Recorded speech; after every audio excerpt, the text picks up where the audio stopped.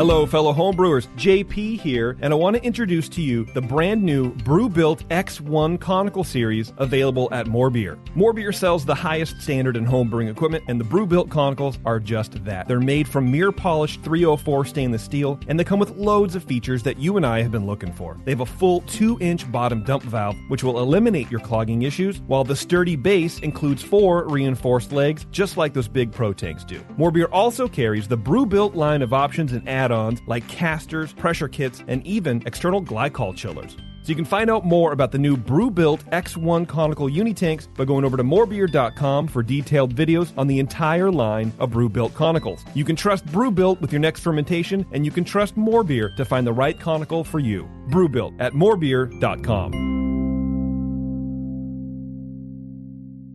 Today's Sunday session is brought to you thanks to the fine folks at More Beer. Visit them right now at morebeer.com.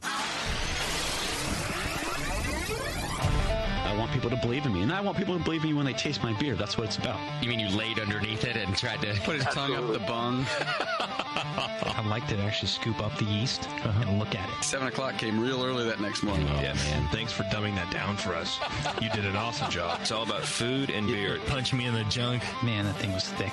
The point is just beat it like it's your dick. I like to smell it afterwards. Are you being sarcastic right now? Bring your body armor. I ran into my junk once on a ball valve and kettle.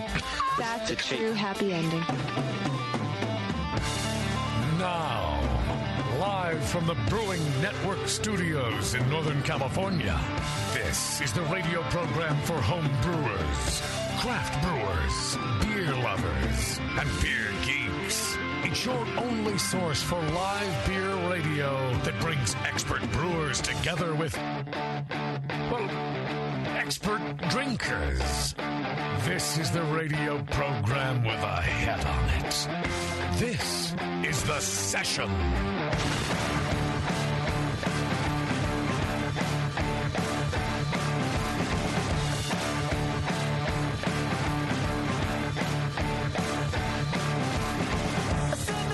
May the 7th be with you. Isn't that funny? Hey, guys, welcome to the show. It's The Session, and that was me just making fun of all the Star Wars people who try to be relevant in this day and age and say, May the 4th be with you, because it's stupid. How come they didn't release the new Solo movie last Friday? If they really wanted to tie the whole... probably because it's not done yet, series. I guess. I don't know. Isn't it coming out like in a week or two? I think so, yeah. Okay. But I think there were so many delays. You know, both directors got fired, and then there's a whole bunch of rewrites and a whole bunch of reshoots. And oh, really? Yeah. Oh, so I know none of that. Oh, yeah. The rumor about the Solo movie is like the main guy who plays Han Solo is... He's like such a bad actor that they had to hire an acting coach. Oh, good for them. So for every scene, this kid had to have an acting coach. Can you imagine the morale on the set where you're like, this motherfucker? So this he was dude. just purely there because he looked like a young Harrison Ford? Maybe. I don't know. I mean, he was probably cast with the first director's approval, and then Ron Howard stepped in, and little Opie was like, no, not going to do it. Not going to be prudent at this juncture. Yeah. Well, at least they have a good director now. I don't know. What is the last thing Ron Howard did that anybody liked? All he has to know is know when the actor sucks and he needs a coach. He's done a lot of things, and I know he was in Arrested Development. I mean, that's a TV show, not a movie. He's directed A Beautiful Mind. He directed Apollo 13, apparently. Oh, yeah. He directed some things on Happy. No, I don't know what he did. Willow? Did he direct Willow? No, he had to have been in Willow. He had to have been in Willow. Well, anyway, whatever. Yeah. Ron Howard, sure. Better than the guy who got fired. Yeah, well, there were two guys. They were brothers. Oh. And they directed, the Lego movie. And then I don't know who thought that hiring the guys who did the Lego movie would result in, not a super funny and satirical movie. But, what are you going to do? Yeah. I mean, that's right on par with all of what J.J. Abrams has done over the last 10 whatever years. Yeah, I don't get it, man. Speaking of under new management, Yeah. Speaking of Han Solo movie, the guy who plays Lando Calrissian, Donald Glover. Yeah, the new one. Yeah, right. Yeah, he raps as Childish Gambino, and I've been a big fan of his for a couple years now. He's got a show called Atlanta, too. Atlanta's a badass show, dude. That show is real good. Yeah. If you're not watching Atlanta, it's on like FX or FXX or whatever the hell it's called. Yeah. If you're not watching Atlanta, you're not paying attention to what, like good TV. If you're still watching like I don't know, Young Sheldon, then and you're not watching Atlanta, like you're an asshole. Oh yeah. When I got back from Nashville, the first thing I watched on my DVR was The Last Man on Earth. So that's a good show too, man. I'll give you that. But anyway, Donald Glover dropped a new song. I think it was today or yesterday, called "This Is America." The video's amazing. Yeah. Check it out. It's I haven't checked out his music. I've just seen Atlanta. Oh, his music is hit or miss. He released a lot of the stuff. He did like mixtapes and shit for free, just because he was just working. Like when he was writing on 30 Rock and whatever, he just did a bunch of music and just put it out there on the internet and just whatever. It's okay. It's some of it's really good, and some of it's he's feeling himself and whatever. But anyway. Check it out if you're into the whole rap thing. Anyway, welcome to the session, everybody. Thank you for joining us. We are going to be joined in the next segment by Teresa Psuty from Crooked Lane Brewing Company out of Auburn, California, which is like a million miles away. No, it's like 30 minutes from north of Sacramento or something like that? It's like an hour and 20 from here. Yeah, it's like an hour and a half from here. Sacramento's an hour and a half from here. So. Maybe all crazy. Driving. An hour. It's away from here. Okay, sure. Let's go with away from. It's not here. It's not in Concord, and we don't know anything else apparently about it. But anyway, Auburn, California. Auburn has a really cool reputation for having a couple cool spots to drink, and it sounds like Crooked Lane is the latest. Yeah. So I'm excited about that. Teresa is actually in studio, and Warren, you'll be pleased to know we have a Kolsch. I am pleased to know. And a Helles. I'm pleased to also have it again because I've enjoyed their Kolsch every time I've had it over the last year or so that I've known Teresa. Where have you had it? At the festivals that we've done together. I met Teresa at the State Fair Festival last summer because they actually, their Doppelbock did really well. It might have even been best in show. At the competition. All right. The Doppelbock got a gold GABF winner, I think, in 2017? Yeah, last year. Same year you're talking about. Oh, yeah. Yeah. I know they've been saving a keg, and so it might have been the exact same batch of Doppelbock. Good place to pour it. But, yeah, she's making some good stuff up there.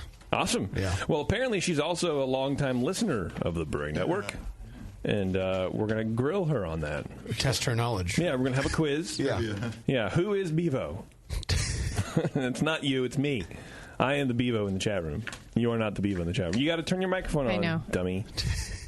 She does this on every show, too, and even on Ears Really? Up. She, like, talks in the microphone or, like, away. She does this whole thing and then does this whole thing and then, or, like, whispers. And it's like, not like I've been doing for radio 13 years. For several not Beverly that long. Moore doing just enough to get by in podcasting since 2010 or whatever. 8.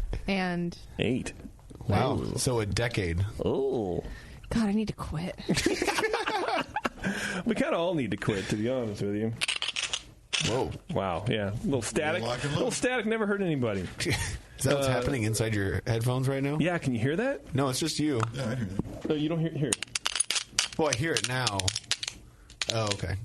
Whenever I try to adjust the volume, yeah. Okay. I thought that was coming from your headphones through through the air to my ears. Like I'm hearing that from the outside headphones. of my cans. Wait, through the air? Hold on a second. No, like if I did this, I thought I was hearing it. Okay. This weird show is brought to you today by More Beer Pro. Did you know that More Beer Pro offers bulk malt, hops, yeast, as well as pro fermenters and bright tanks, along with 4,000 other products to breweries at wholesale pricing? If you have a brewery, set up an account and save cash with morebeerpro.com. And let's be honest, man, if you have a brewery, you need to save cash. That is not cheap stuff. Yeah. I saw those guys tearing it up last week. They had a booth on the floor. Oh, yeah? CBC? Yeah. And then also out on Broadway, hitting up all the bars. Uh-oh. Yeah. The boys hitting it up. Oh, man. David Wonder was at work. Yeah, really? He's putting work? Yeah. Wow. Man, I wish I could have gone, man. And you know, nothing made me more jealous of seeing everybody on social media at the Craft Brewers Conference in Nashville, a place where I've been on the air saying for months that I really desperately want to go, and I understand I can't go, but I'm still disappointed at it. Sure. But nothing made me worse, or nothing made me feel bad, or nothing made me feel worse. There you go. Than seeing all the hot chicken posts, bruh. Oh, it was so good. Come on. Yeah, Annie I did was one. like, nope, I'm done. What? Huh? Annie. Oh, Annie From Johnson? Chico Yeah, Brew. she hit was one. like, She's like, oh. Nope. Yeah, it was really good. You missed out. It's a great time. Also, the barbecue, too, was really good. Brisket. Yeah. Is it Southern barbecue where it's like vinegar based? Every place Well, I it's went Nashville, had I guess. options. Or, I mean, they had a couple different sauces, so you could get vinegar, you could get mustard, you could I get think that's tomato kind of the based. thing now. It's just, yeah, you There's need to have no- all of the sauces. We squashed our East Coast, West Coast wrap beef. I think we should. Yeah. We can squash the North, South barbecue beef. Yeah, the sauce beef, it's squashed. South is superior, though. Mustard or vinegar. It depends. It just depends, man. I think the mustard base is pretty good on chicken. Not going to lie about it. Yeah, but I typically go to the vinegar side in general. Right. But the good mustard sauce is pretty tasty. Yeah. Well, I'm sorry that I didn't get to taste Nashville hot chicken. I was actually, honestly, like, pissed. Oh, yeah. Not really pissed, but I was hurt. And then, just so happened, did the channel cut out for you, too? Yeah, it's happened to me now. Well, I think hopefully it's just the headphone and not like the actual channel. Anyway, whatever. I found a thing I found a Nashville hot chicken recipe. It just popped up on my feed. Oh. So I want to make it on my own. Yeah. I want to make it in my house. I think I ended up getting to 3 different places. Yeah. And they were fairly different, which was nice. Because the first place was just like they just were sprinkling various amounts of cayenne pepper depending on how hot you wanted it to be. Okay. Isn't that what it is, though? But it got better. Like there was actually, like, you could taste more than just cayenne pepper at the other places. And also the breading quality varied. Okay, sure. So I guess. It got better. Okay. As the week went on. Helen's hot chicken was my favorite. It sounds like it burned the hell out of your throat. Yeah. Helen's hot chicken. Yeah. You complained about the next day mostly. That was very Oh, I'm sure, dude. I never had that problem. I don't know what happened, but you get it hot enough, I guess. Oh, I was getting the maximum heat Were level. you crying? I wasn't sweating like Mike White sweat. It looked like he just walked into like an oven when he had hot chicken. But yeah, I got the like watery eyes, runny nose a little bit. You're good on the back end. Yeah, that was fine. That sounds pretty good. Yeah, I wonder how the sewer system was taking all these white pasty doughy people from places that don't have spicy food necessarily. Like, our spicy food is mild salsa. Right. Like, ooh, well, I don't know. Good thing the potato chip has a lot of salt on it, or the tortilla chip, or whatever. Yeah. Drank a lot of pale lagers there. Oh, man. Honestly, I don't even get out much anymore because there's nothing on bar selection that I want to drink. Yeah. So that actually kills me from going out. Yeah. The craft beer selection was not great at the main drag on Broadway. Mm-hmm. It was hard to find some quality beers, but the music there was a notch above your average live music here. Oh, I bet. It was so good. Yeah, their out-of-work musicians are much better than ours. Yeah, for sure. I bet every one of those people has an album you can buy somewhere. My Uber driver sang me a song. Yeah. What was it? Sing it to me again. It was the original composition. Oh, did he write it just for you? He wrote it, but he sang it. Oh, yeah. See, now that would be a trip if you would just write shit about your fare. Okay, well, I see. I have 8 minutes to get. $10. I'd have to tip him $50 for that. Yeah. Well, it'll take me 10 minutes to get to your place to drop you off. So I'll write a song in 5 and I'll sing it to you for 5. Yeah. And there you go. Tip whatever you want. I went to 2 karaoke places.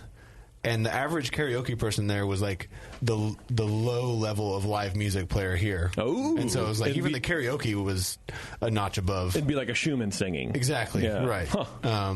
And I found probably the best dive bar I have ever been to and might ever go to. I might have peaked in Nashville. Really? It was called Santa's Pub. Okay. I love it so far. And it was in a triple wide. Ooh. With a built-on patio, like wood deck patio. Okay. And it was very sparingly decorated with Christmas decorations. Mostly Christmas lights. Okay. A couple household light fixtures. The back bar was about a dozen little Santa dolls. and there was some tinsel hanging around. I like it. I love it. And they had wanna live there. and it was a residential fridge where they kept all their beers. Yeah. And then there were just cases of warm light lagers stacked behind the bar. Oh, I hear that it really brings out the acetaldehyde in the light lager, so that's good. Yeah. And it was karaoke. It felt like you were doing it in a stranger's living room. Or, I mean, it felt like you were just drinking beer in a stranger's living room, like just before Christmas. It was fantastic. Wow, that sounds really great. Yeah. None of the flooring matched, and even spanned the whole trailer. Okay. Each wide. Wow, they went really. They went in. Yeah. They went in real hard on that. Yeah. I've never heard of a triple wide. Bev, is that a thing? Really? Definitely a thing. As she nods. Well, that's cool. Did you go to the Alibi room in Portland? Oh, that was a long time. When I was up in Portland? Yeah. Did you go? That means I have to remember that like a month ago. Yeah. No, I made it to Hele Pele. Okay. I know that for sure. And then I went to the food place. Pock. That place. Well, wait till you see the Alibi bar, Alibi room, or whatever the hell it was called. Yeah. Because that's a really good dive bar too, but different. Okay. I could see how that place down there fits the culture, the subculture, I guess, of Nashville, and the triple wide, whatever. Yeah, and there was a guy who, a German guy who went to CBC. Yeah. Sang Purple Rain, but changed it to German Rain. German Rain. And was walking around and just rubbing up on everybody in the triple wide. Wow. He was working the crowd. German Rain is something different, though. Like, German Rain is not purple, it's yellow. Well, and then what's even better is I walked up to him afterwards to find out what brewery he was from. Yeah. He was from Tennessee Beer Works, and he didn't have an accent. It was all fake. Wow. Yeah. Were you impressed or let down? More. Which emotion did you feel at that moment? I feel sorry for German people, probably. Well, right. I felt bad if there was a German around. Yeah. But for the experience, it was fantastic. Okay. Yeah. Well, hey, man. God bless. Let's do some feedback. Warren, are we going to have a Twitter game, by the way? Just so I know. Yeah, I'm still trying to sign in, but I have the question, so we can get it up over the breaker. Finally, case. It's about time. Feedback today is brought to y'all by the Beer Law Center. John of the Beer Law Center, he does what he does, and he does it really well. And what he does is protect your trademark. So if you have something that you want trademarked, like our Hop Grenade, for example, if you want to trademark our Hop Grenade, just file it through John and make it a lot easier on everybody, because then he'll tell you no, and then he can bill us, and then it'll be a thing. It'll be a load off Justin's mind.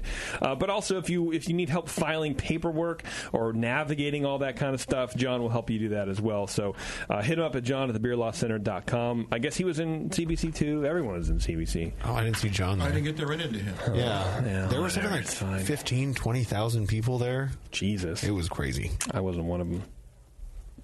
Did you know that? Wow. Yes. Did you guys know that yet? What'd you do last week since you had all this time on your hands? What did I do last week, man? I don't know. I played with my kid. Nice. And that's about it. I haven't really got out much, but then I don't really get out much anyway. So did she make you hot chicken?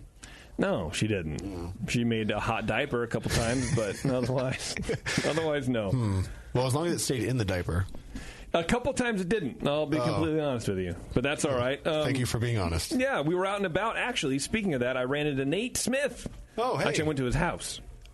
You ran into him? I didn't run into him. House. Yeah, I had a beer and I bought a glass for him, and we were out at Trader Vic's at some tiki art thing, and I got this shelf. Actually, I want to talk to you about it, too, because I can't. It's a corner shelf. It's a fucking 90-degree shelf, but show me a house with the corner that has a even 90-degree. Your house is brand new. They aren't all 90s? They're not all 90s, no. Or at least this thing is like 101 degrees. It's anyway. Yeah. But yeah, I had to drop shit off at him. Yeah, and Nate's still alive.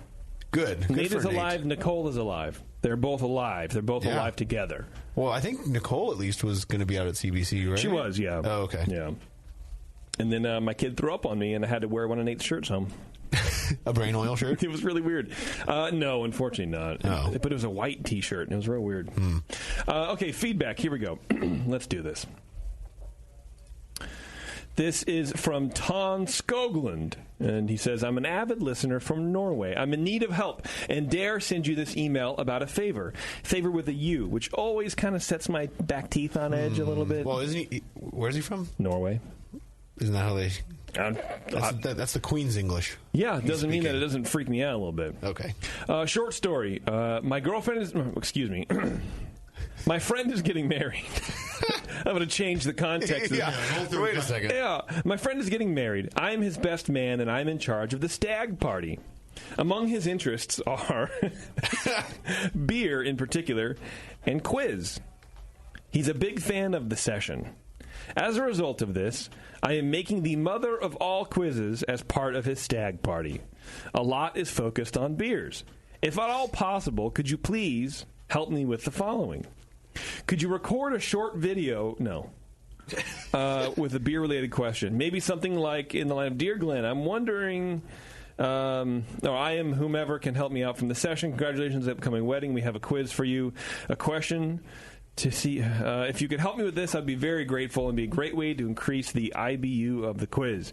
If you have an opportunity to help me out, can you please know? And since I'm not a big expert, I don't know. Tasty, you want to shoot a video for this homie and you can email it to him? I'd give that shtick. I got to think of a question to ask or whatever. Yeah. Actually, make Bev do it. And, make the question mean nothing. Hi, this is Beverly. Congratulations on your upcoming wedding. My question I have is, how many bottle caps would fit on a bottle? Will you do that? Will you do that? Wait, hold on. She's got to log off her Target account. No. Okay, she won't do it. Oh. Well, Tom, maybe we'll surprise you, but honestly, probably not. This is from Brian. He says, hey guys, I just have a couple of brewery suggestions from the Philadelphia region that have some pretty good stuff. And he goes on to explain a couple Johns. Blah, blah, blah. Literally. No need to read this on the show. Okay. All right. Thanks, Brian. No way. If only the feedback guy screened the emails. The feedback guy was taking that opportunity today to take a nap before, so he could not necessarily do this. Oh, okay. Yeah. I drank a cup of coffee, and I have this whole thermos full of tea, so I don't fall asleep on the road home. Next one is from Sean, and this is titled Adam and Eve Review. Oh. He says, hey, BN, I'm a constant listener of The Session, Dr. Homebrew, The Jamil Show, and now Heads and Tails. Attaboy. Is he leaving one out? He's listening to all the good ones. No, I think he's got them. He didn't say where he's from. I mean, definitely not like Dr. Homebrew. The Jamil Show. Or was that in the list? Dr. Homebrew was on. I guess we're only doing 4 shows now? Yeah. Sour Hour. The Sour Hour. He doesn't listen to Sour Hour. He's a smart guy. Writing in because a few episodes ago, the Adam and Eve live read drove Justin to ask Kim to do a review of some products. I will just let you know that back in October, I used the promo code BNARMY and got a few things to spice things up. Happy to say that we are all now expecting a son, our first, in July. Oh. You do the math. Hopefully you didn't order condoms. To spare my wife... That's not a part of the pack. To spare my wife's embarrassment, I won't say what we got, but let's just say they worked. So multiple things happened, and congrats, JP, on becoming a new dad, and thank you guys for all you do. That was from Sean. Sean, thank you for bestowing your congratulations on me. You are a fertile man, and I'm sure that you didn't need Adam and Eve, but I'm sure every time you look at your child, you're going to remember that specific moment, that orgasm. So there you go. That's one... vote in the It Works column. It for definitely the big works. O-kit. Yeah, for sure. For the, we're pregnant. Oh, shit. That's what that is. Okay, here is one called Steel Tariff and the Brewing Community. This is from Christopher. He says, Hey, everyone. I recently read an article in my local newspaper about Trump's steel tariff and how that's affecting the local breweries from expanding and opening new breweries. I was curious if you guys had heard anything in the community about this topic. I know some of the best fermenters are across seas. Well, let's not go too far. I wouldn't say the best. I would say the cheapest. Well, it depends which sea he's talking about. Yeah, that's true. And how does that relate to the market here in the USA? I think this could be a good thing. No. This could be a good thing, so I don't know what he meant. Since most breweries nowadays are opening with mediocre beer, that's absolutely true. And still having mediocre beer years and years down the road.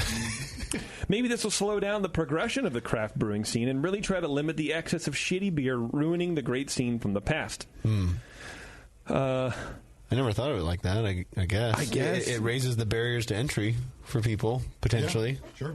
Yeah, I mean, there's a lot of used, from what I understand, and I'm stupid, so I don't know anything, but there's a lot of used equipment on the market that's been there for 6 months that people can't sell.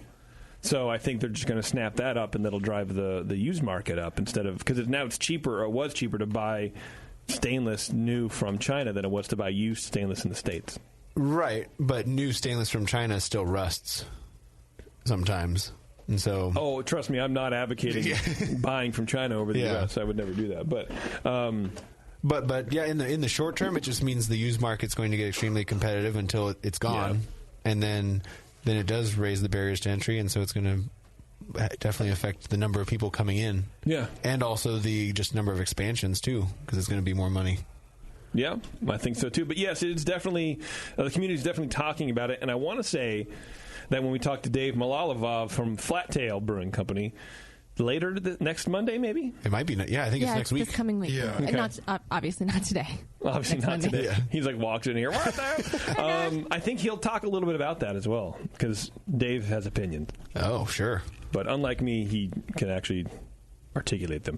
On another topic for JP, I listened to Dr. Homebrew's last episode, and you mentioned how disappointed you were with NHC last year. The second round judges didn't score your beer well compared to the first round. I've been meaning to write you, but I've been too lazy until now. Remember, you changed your recipe based off the first round judges' comments. In the future, keep the recipe the same. All the rest of those guys liked the beer and thought it would have done well. I believe you brought the second batch in and the team didn't like it as much, blah, blah, blah. Anyhow, just thought I'd ask the question. You guys could talk about it. Thanks for everything you do, Chris. Well, Chris, you did, and we did. So I hope it worked. But yeah, tune in for the Malala Love show, and I'm sure that question will be on the docket. Are you competing this year? No. Okay. I'm done. I don't really give a shit about it anymore. This one is for Warren and I, and nobody else. So please, Tasty, Bev, you could just plug your ears, please. That would be great. I'm just leaving. We need some privacy. Hey guys, the Brewing Network has taught me pretty much everything I knew about home brewing. Then I said screw you all and started home distilling instead. Lucky for me, I live in New Zealand where that shit is legal. So I'm pretty pumped to see that you now have a distilling channel as well. Keep up the good work and keep making it happen. I wonder if perhaps you can get a Cooper on sometime. That would be dope. I think that would be dope as hell. Yes. Yeah. And I'm sorry. I've made a couple contacts in that arena, so we might be able to do that coming up. We'll see. Wow. Quit stealing my ideas. New Zealand dude. Yeah. Jesse from Nozeland. Yeah.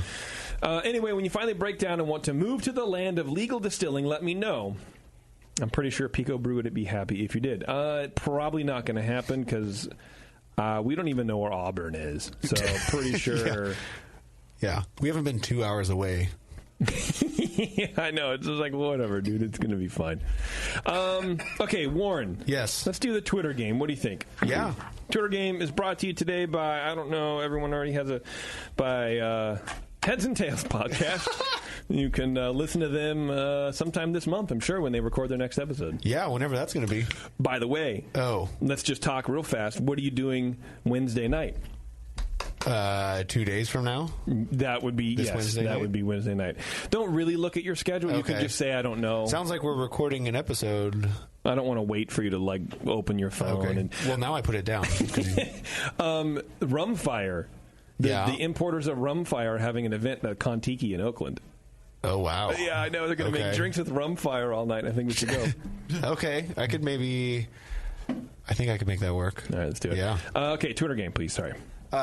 So, one thing that I had forgotten about CBC since the last time I was at one was Portland a couple years ago. Okay.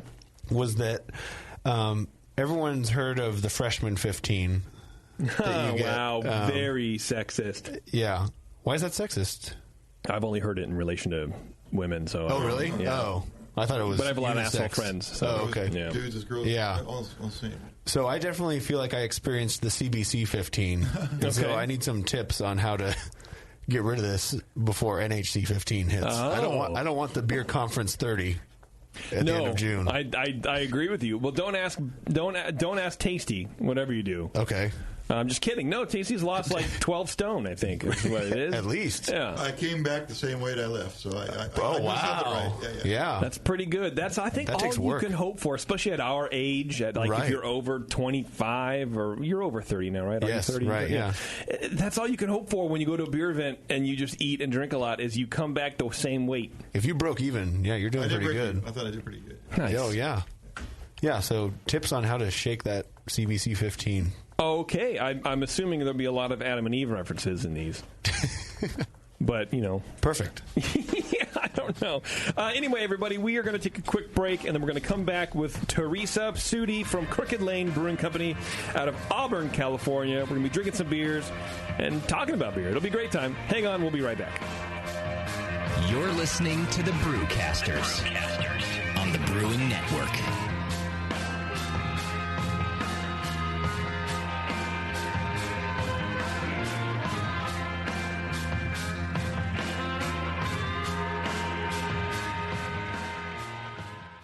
Are you a member of the White Labs Customer Club? If not, you should be. It's the easiest way to earn free stuff for turning in your old homebrew labels from either Vials or Pure Pitch. All you have to do is save your labels and redeem them for things like free yeast, an exclusive White Labs t-shirt or sweatshirt, and even the opportunity to brew with the yeast man himself, Chris White. Signing up is easy. Just go to whitelabs.com/customer club, fill out the registration form, and then mail in your labels. They will return the favor by sending you awesome White Labs swag. Go sign up today at whitelabs.com/customer club. White Labs, pure yeast and fermentation since 1995. The 21st Amendment. Watch out! Do you like beer? They make beer. Watch out! Do you like friends and fun? They make friends and fun. Watch out! Do you still like to have a good time? The 21st Amendment. Watch out! The 21st Amendment in San Francisco, located at 563 2nd Street, 2 blocks from the building where baseball is seen and played. Try their beers in the pub or try them in the can, featuring Monk's Blood. Made with real monk. Watch out! So why not have the best time of your life? Go to the 21A and Sean O'Sullivan will personally greet you with a can of Monk's Blood. The 21st Amendment. Watch out! This advertisement is not in any way affiliated nor associated with the 21st Amendment Bar and Pub, nor its subsidiaries or affiliates.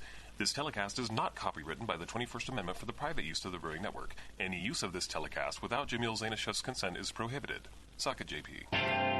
Brewing great beer is a process of continuous learning, and the best books on every aspect of brewing can be found at Brewers Publications, with more than 50 awesome titles like Modern Homebrew Recipes by Gordon Strong, Designing Great Beers, the Ultimate Guide to Brewing Classic Beer Styles by Ray Daniels, American Sour Beers, Innovative Techniques for Mixed Fermentations by Michael Tonsmeyer, For the Love of Hops, The Practical Guide to Aroma, Bitterness, and the Culture of Hops by Stan Hieronymus, and Radical Brewing, Recipes, Tales, and World-Altering Meditations in a Glass by Randy Mosher, plus many, many more. These are the books and the authors with the knowledge to push your brewing farther than you thought possible. And you'll find them all at fine homebrew and book retailers everywhere. And visit the website at brewerspublications.com. Brewers Publications, all the best on beer and brewing. Marin Brewing Company in Northern California has been making award-winning beers for more than 25 freaking years. Today, I want to tell you about their new 12-ounce cans of Mount Tam Pale Ale. The good stuff. Mount Tam is bright gold, 5.5% ABV to keep you feeling good, and has been winning awards since 1989. If you're visiting the Bay Area, get your butt out to Marin Brewing Company. They pour tasty beers and serve great food every day until midnight. Come in for a tour, stay for the food, and pick up a 6-pack of cans of Mount Tam Pale Ale to enjoy at home, camping, biking, or whatever the hell you do. Owner Brendan Moylan has this to say about Marin Brewing beers. It's freaking awesome. Marin Brewing has won more than 100 gold medals in international competitions. Check out marinbrewing.com for all their award-winning beers, food, and merch. Marin Brewing Company in Larkspur, California. Award-winning taste, refreshing finish. It's freaking awesome.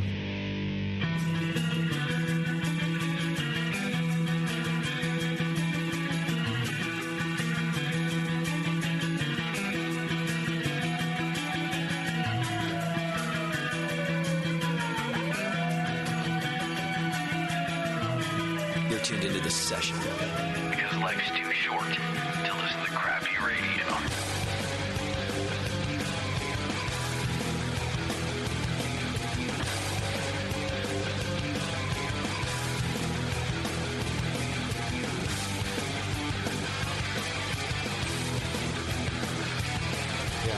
Welcome back, everybody. This is The Session. If you're playing along live with the Twitter game, Warren ruined our account, so he got froze out of it. Yep. So you can't play for another hour because we haven't, done it. Right. I'm going to reach out to Kim to see if she's always signed in, and then maybe she can post it from her phone. She might be, yeah. I feel like we should call her. Call her on the air? Yeah. That way she can also yell at me for locking her out of the account. Yeah, that would be preferable because then I don't have to do it. Yeah. Well, I wouldn't do it, but you know what I'm trying to say. Anyway, we are here with Teresa Psuty, right? Am I saying that? I'm saying that right. Yes. Okay. That's absolutely right. Because I never know. I know we had this conversation about it, but then I forget a lot of stuff. I'm it's flexible the beer. on the P. Okay. P or no P. P or no P. Psuty, then you know. Then you know it's there. Yeah. Right. Well, and I appreciate that because there's a lot of people who probably will either try to overthink it, like I was trying to do, or leave it off in general when they're writing it. And so look, the P is there. Say the P. As long as you can go for putsy. I mean, that's my whole issue. Okay. When you go to putsy, then it's Psuty. Right. Okay. I would never go to putsy, but because then that's just like switching the whole thing. But it's fine. And you are from Crooked Lane Brewing. That's in Auburn, California. And you, I was reading in your notes, have never, previous to this, had never brewed anywhere professionally. This is your first professional job. I am a glorified home brewer. Nice. I appreciate that. What got you wanting to make the shift? So, probably the Brewing Network. Really? Wow. I mean, without irony, like the Brewing Network was a solid part of my education. But I had a first career in biotech, and we have been crazy about craft beer as long as I can remember. And I've been a avid home brewer for years before we started the brewery. We always wanted to start a business, and this turned out to be the best idea that came along. So okay, and so you're jazzed. You left biotech, which sounds inherently really boring and very rigid and very processed. And I feel like I think a lot of people who do well in brewing come from a very rigid, process-oriented kind of atmosphere, and then they come over and they have a little bit of freedom. Yeah, it's the scientific aspect is there in brewing. Yeah, so sure. I appreciate that about it. And honestly, my background was all in pumping technology and troubleshooting. And so, HPLC and LCMS for those science geeks out there. LMAFO or whatever. Yeah. How to run a pump at the right speed. All those acronyms that nobody knows what I'm talking about. But those things actually really help me in brewing because, and at the end of the day, it's a process and it's a pump, and you've got to do an experiment that hopefully yields something great at the end of it. So, perfect prep. You learn, troubleshooting for sure. That's absolutely, yeah. I mean, if you're a brewer and you can't troubleshoot, you're going to have a hard time. You're going to have a bad time. Yeah, is that the biggest thing you think you took away from your biotech career? Is how to solve a complex problem like that? Yeah, and just to have the motivation and the diligence to make it through, and persevere. Perseverance, yeah. Especially in a technical problem where you realize you have to learn a lot before you can actually make a move. Oh yeah, absolutely. I mean, having the humility to realize what you know and what you don't know, and how to network and figure out the ways to learn the information that you need. Okay. Wow. That's I think that's great. And then in your notes you said you did an online Siebel course. I did. Yeah. How was that for you? It was really cool, but it was geared toward big breweries. So I took away some stuff that was important, but it was really geared toward somebody who's going to work for Anheuser-Busch, in my opinion. Although, I learned about different kinds of valves after I started doing what I was doing. I was like, oh, wait a minute, I learned about this type of valve before and calandrias, and what have you. And but yeah, it was really geared toward like a very large brewing setup. Sure, like more than you would probably make in a 6-month period or whatever. Yes, Here's one turn of these giant, ginormous hectoliter things. How is taking an online course preparing you for getting into a brewery? How did that transition work? Like when you first went into a brewery after taking the course, was it hard to go in and be like, this is not what I studied, or is it relatively kind of the same, just to scale down a lot?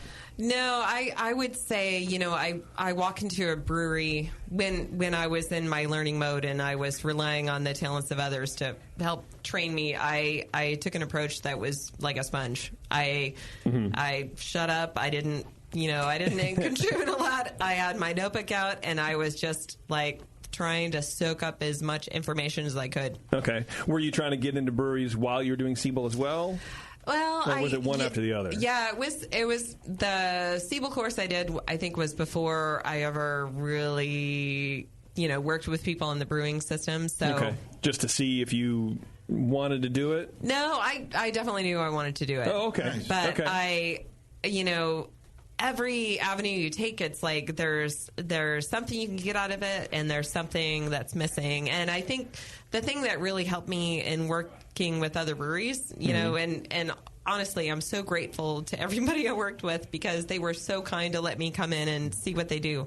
But what I was most interested in is all the stuff I learned homebrewing. How does that apply to a commercial brewery? What are the steps you need to overcome to be able to brew commercially properly? And so it really helped me hit the ground running once we got our brewery opened.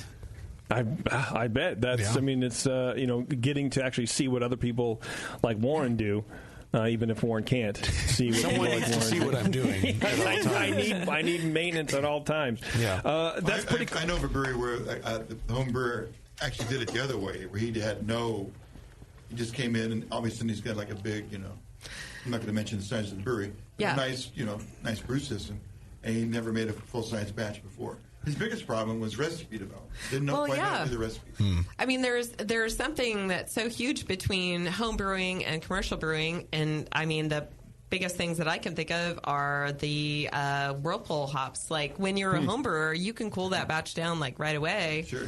But as a commercial brewer, that is going to sit and be hot, and you're going to develop a lot more bitterness. And so, I brewed with people who had been home brewers and became commercial brewers, and they're like, oh, by the way, my first 10 batches were like way bitter, and I was like, okay, so that's what I need to avoid.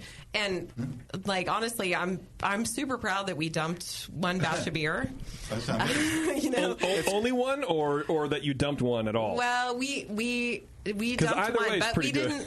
Honestly, we didn't just dump this batch of beer. We did a dunk tank full of beer. Okay.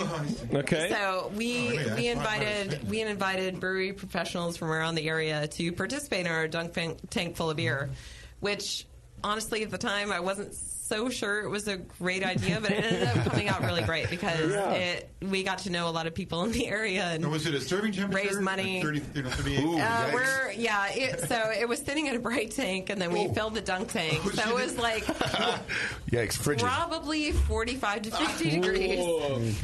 That's awesome. No, yeah, I'm going to drink water that cold. Did it foam up a lot and transfer, or when somebody went in, is that when most of the foam? No, it just. Or was it flat beer?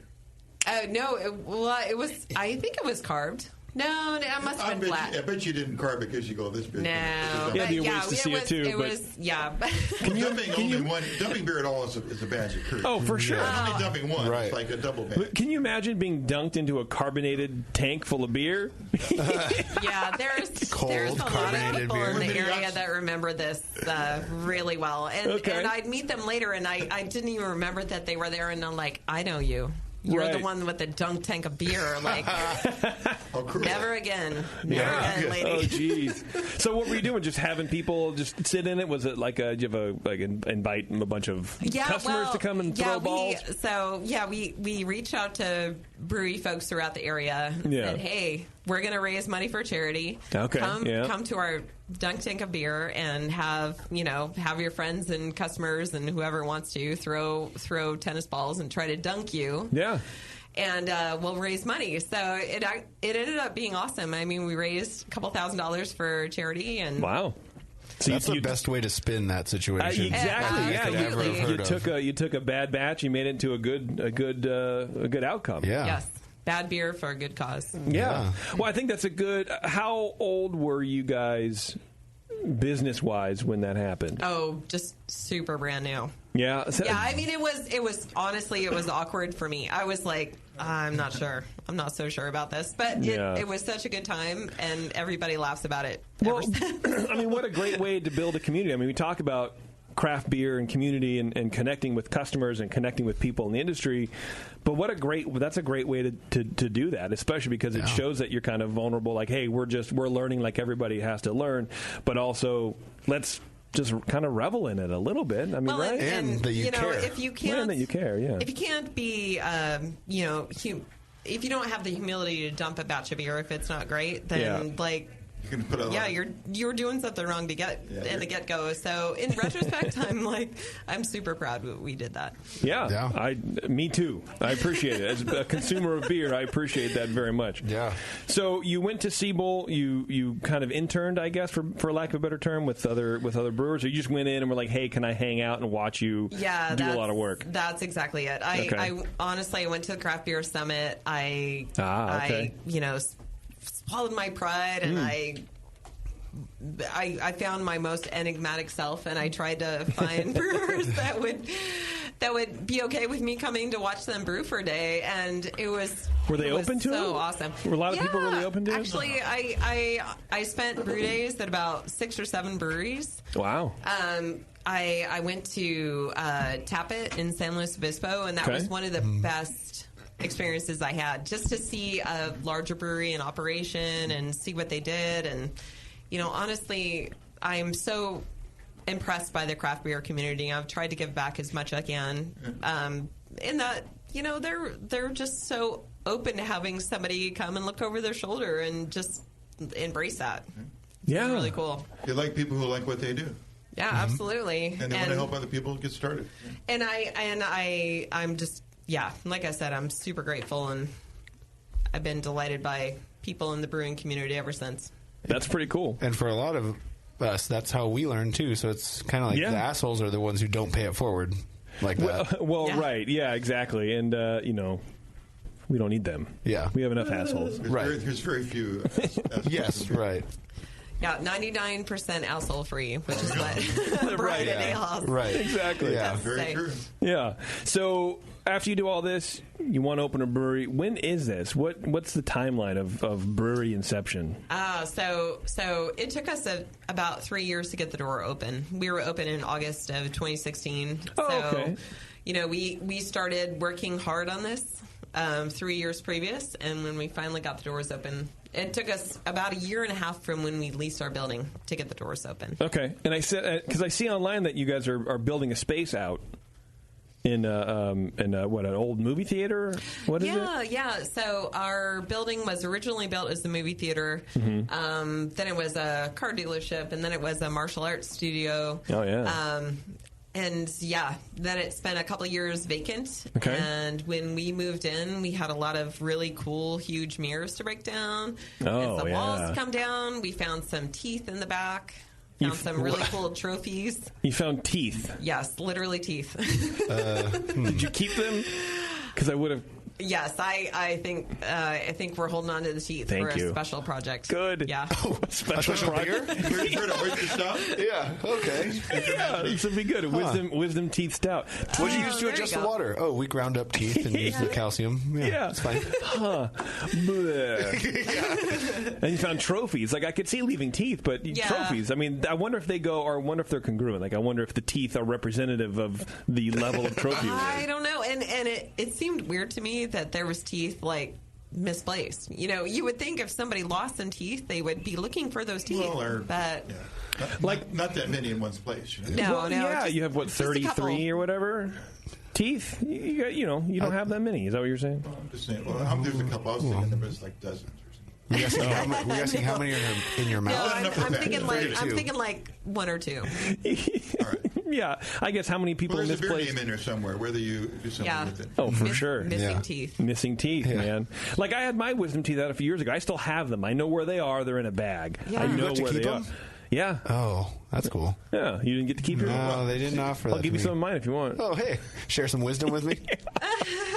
I think that'd be good. Okay, because we're talking about awards, or I was reading through your list of the beers that we have, and one of them was a GABF winner, gold medal winner in 2017. But then so that's why I was a little confused because you're still bidding the space out, but you were brewing in there for a while, I guess, right? Yeah. Well, Where were you brewing beforehand? opened in 2016, so this batch of Doppelbock that won the GABF Gold was actually our first Doppelbock that we had brewed. Yeah, I mean it. How cool is that feeling to just? It's my first time brewing this beer, and you literally hit it out of the park. Well, I can only attribute it to luck because I went back and looked at those brew sheets, and it was like, can you make the beer?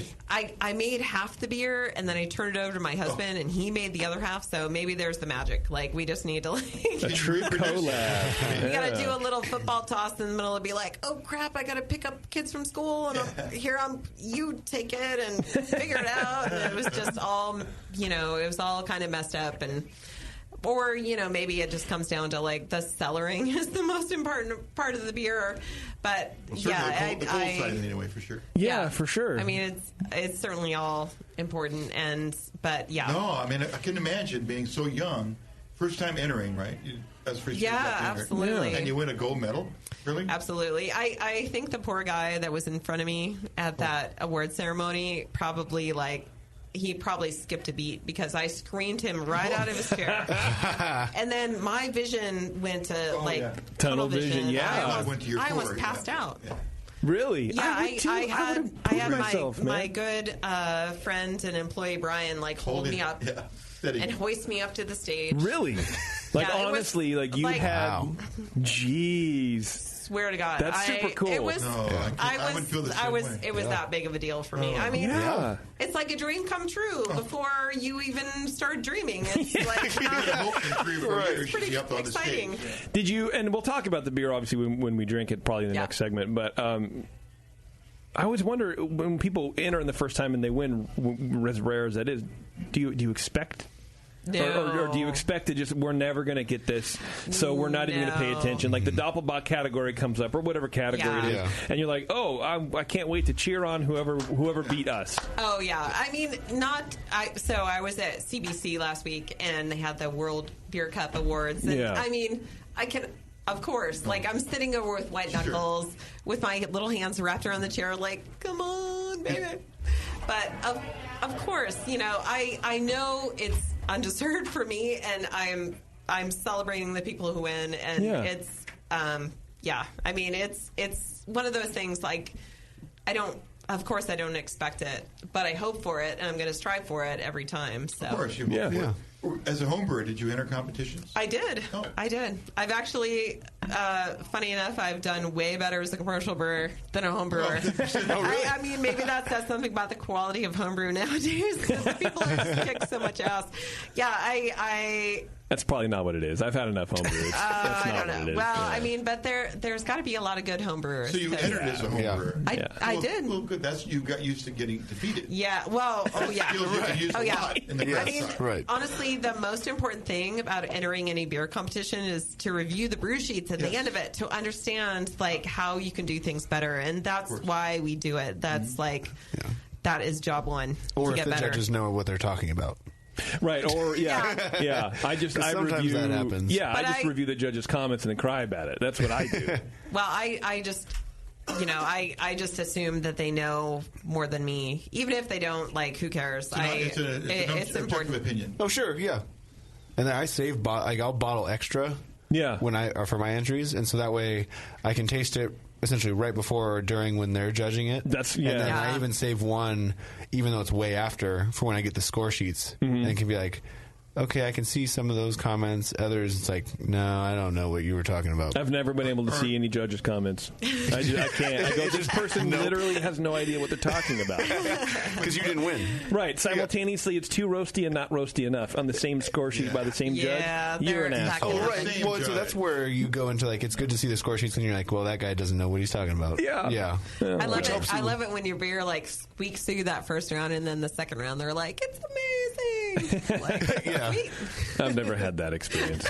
It sounds great. Yeah, it sounds like it would be amazing, Teresa. Yeah, like a 45 coming out of the first, and then they threw. Yeah, I've had a 41, I think, and then like a 30. Yeah. It's like, well, or they didn't win many best of show. That's what the CBC and GABF are the same way. They have a first round, and then there's a final panel that chooses amongst those. But with those score sheets, you get to, there's a little checkbox that they'll let you know if you made it to the mini best of show, which is the medal round, which is cool because then at least you know it was good enough to be in contention. Because then at that point, when you're judging the final round, then they're kind of picking apart, well, do I like Centennial more or do I like El Dorado more? And like that's when the argument is like in an IPA category. Yeah, they're just judging. It becomes a lot more subjective than objective at that point. Well, and I wonder if it's even.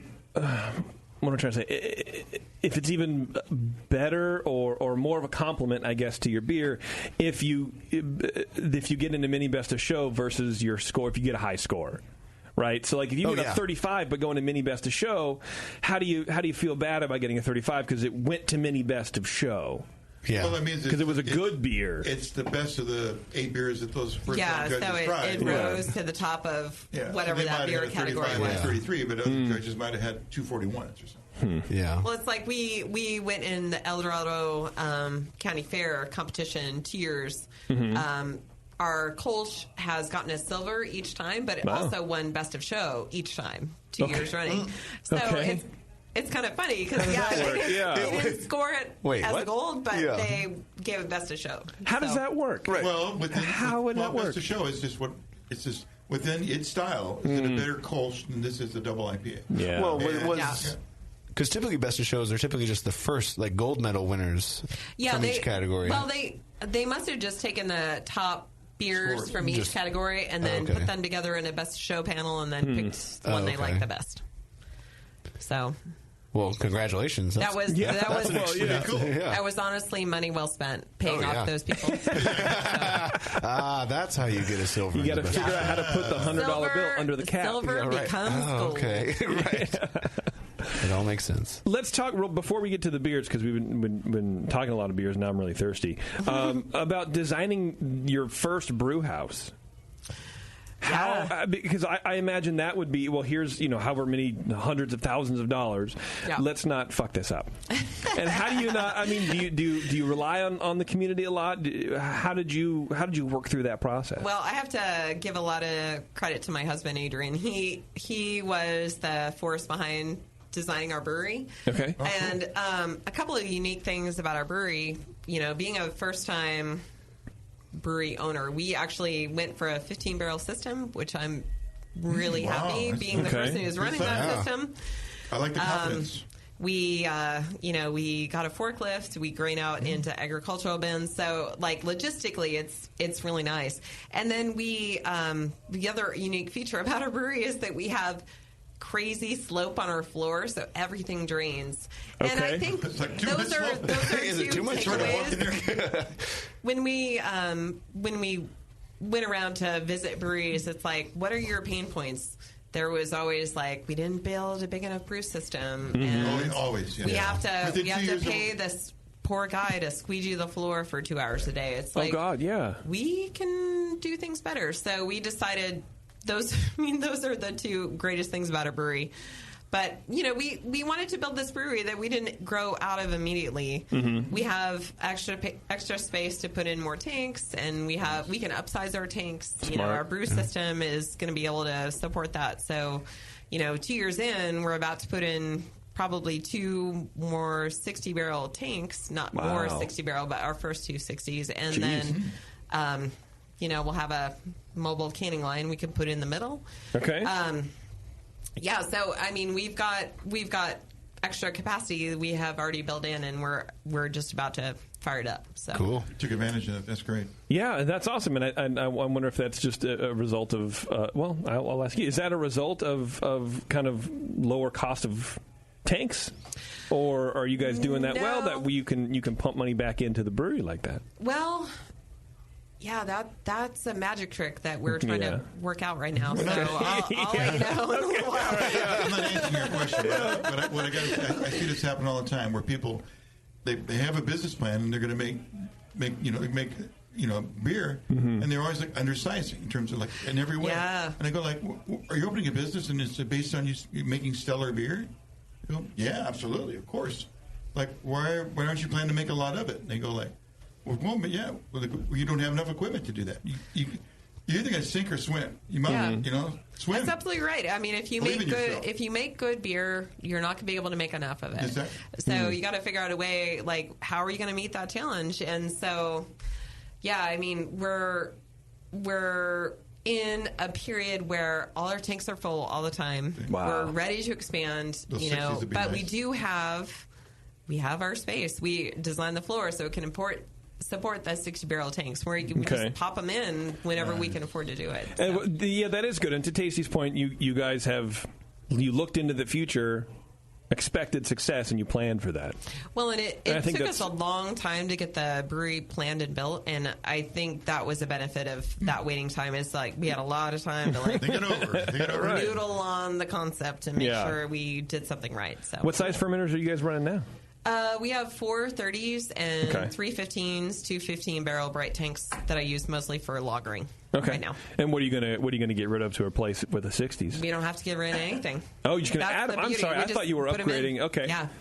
Wow. How many tanks can you add extra on top of the ones that you have right now? Oh gosh. Let's see how well you planned. Okay. So because I know everything. I don't know.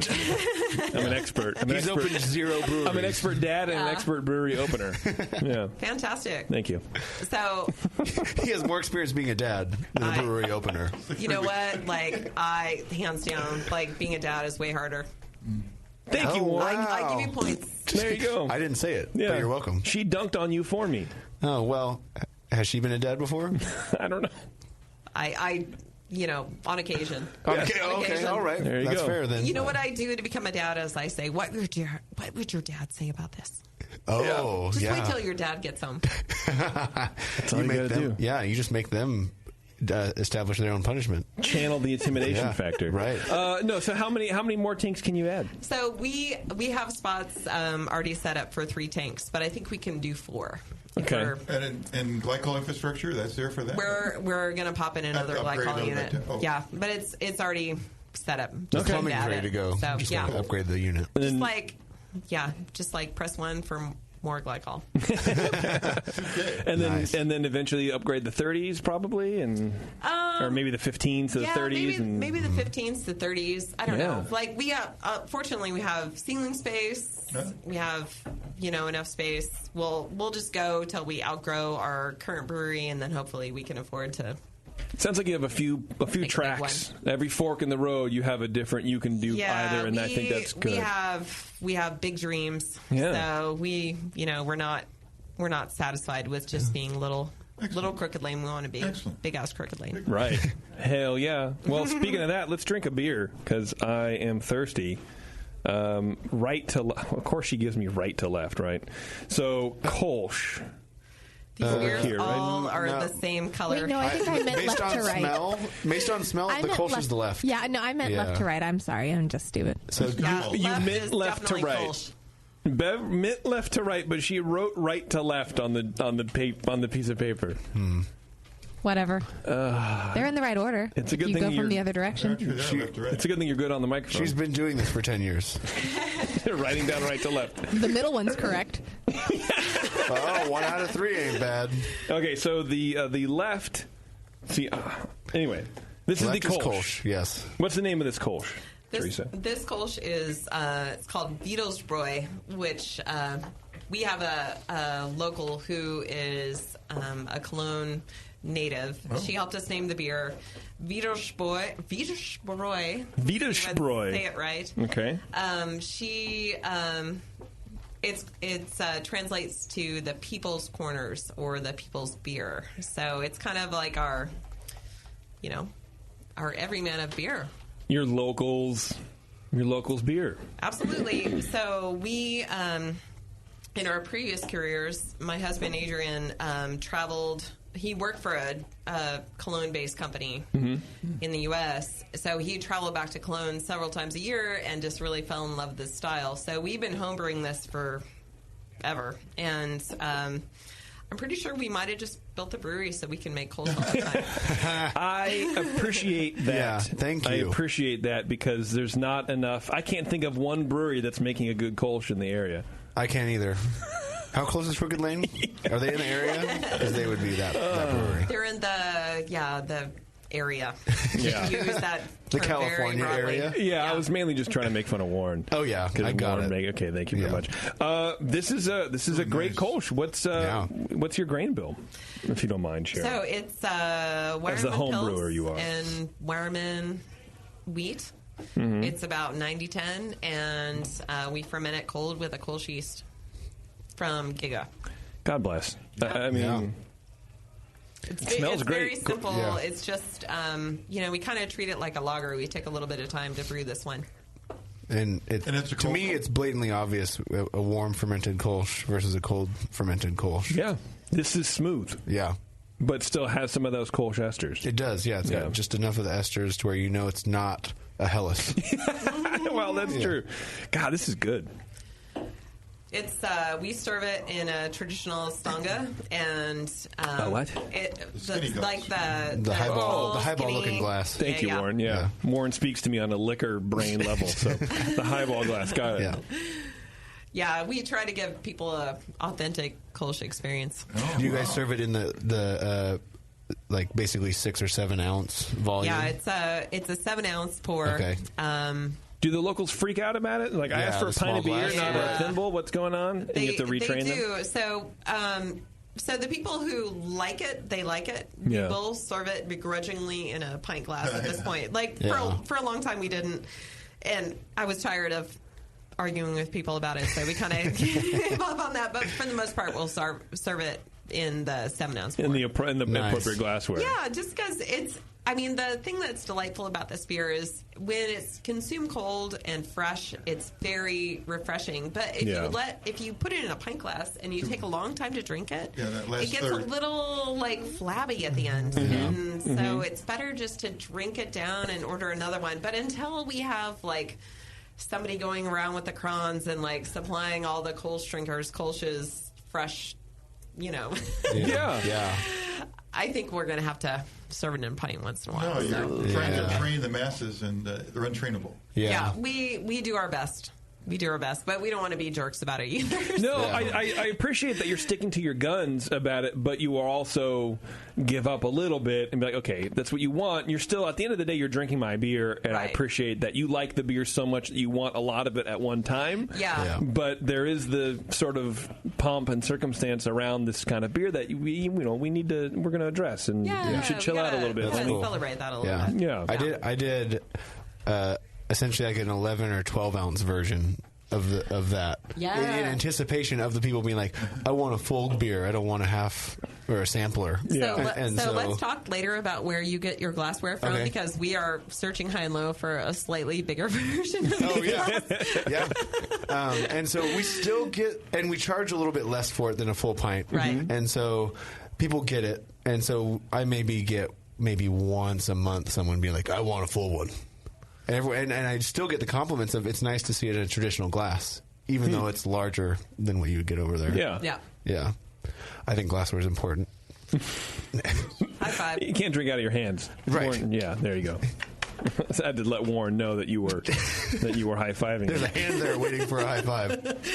Don't leave me hanging. Don't leave me hanging. Is this what the locals kind of drink? First of all, I apologize. I don't mean to say the locals like you live in some like mining town. I mean, I know it was, but where everyone shares the horse to go into the orchard to get the apples for the day. Like it's not the yokels. Yeah, but the local patrons. Is this the popular beer? It is quite popular. Mm-hmm. I think we do a lot of easy entry beers, we'll say, for the craft beer newbie. You know, but this is definitely one of them. Yeah, where it's like, I only drink Coors Light, and it's like, well, here, have this beer. You're gonna like it. Yeah, it's kind of a Pilsner character, but it's also an ale too. So. Exactly. Yeah, it's the most Pilsner-like beer we do. So that isn't water.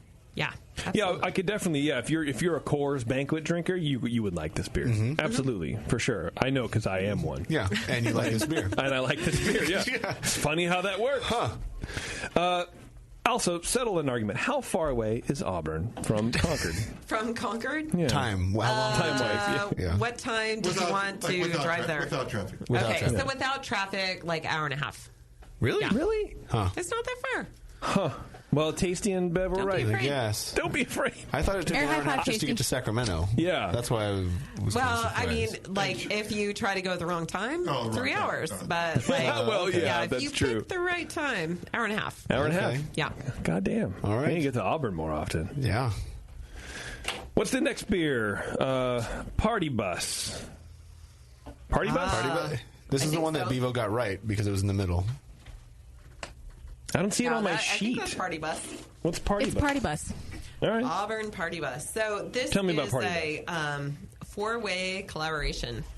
A four-way. Pretty exciting. Hell yeah. Between all the Auburn breweries, which includes it smells great. Crooked Lane, Auburn Ale House, Moonraker, and Knee Deep. Oh. All storied breweries, and we got together and decided we were going to do a four-way collaboration for Sacramento Beer Week. So what we did is we pulled together a recipe, malt recipe, and a hop recipe, and we decided on different fermentations. So we did an India Pale Lager, as well as Auburn Ale House, Moonraker, and Knee Deep. Both did a pale ale, India Pale Ale. Okay. But all using the same hops and the same malt. So when you taste all these beers together, it's going to be like really cool experience as far as education. That is probably one of the deeper hop flavor characteristics that I've had in a beer in a long time. It's very, it's deep. It's very complex. Yeah, it goes a long way. It's very melon, high citrus, but not in. But it's woven together very well. If that makes sense, it kind of just keeps going and going. I don't want to say the J word. I don't want to say juicy because it's not that. No. It's like danky and it's very hoppy. Yeah, that's really good beer. And it's not kitchen sink. There's a lot of things happening in it, right? And they're all standing out in their own time. How many hops are in this? So it's Calypso, Mosaic, and Sapphire. Okay. Oh, okay. And ours, like I said, is a IPL. So the malt and yeast character are pretty restrained, and it's clear as the day is long. I am like, thank you, by the way. Right. I love for clear beers. this beer. It's really like lemony. You know, it gives me like a lot of really citrusy, kind of lemony, melony character. For me, it's that classic fruit salad descriptor. Yeah. Yeah. Like the melon baller. Yeah. Yeah. Now, what ABV is this beer? It's 6%. Really? Yeah. This does not. To me, it doesn't drink like 6%. No. But it did get like an IPA like strength.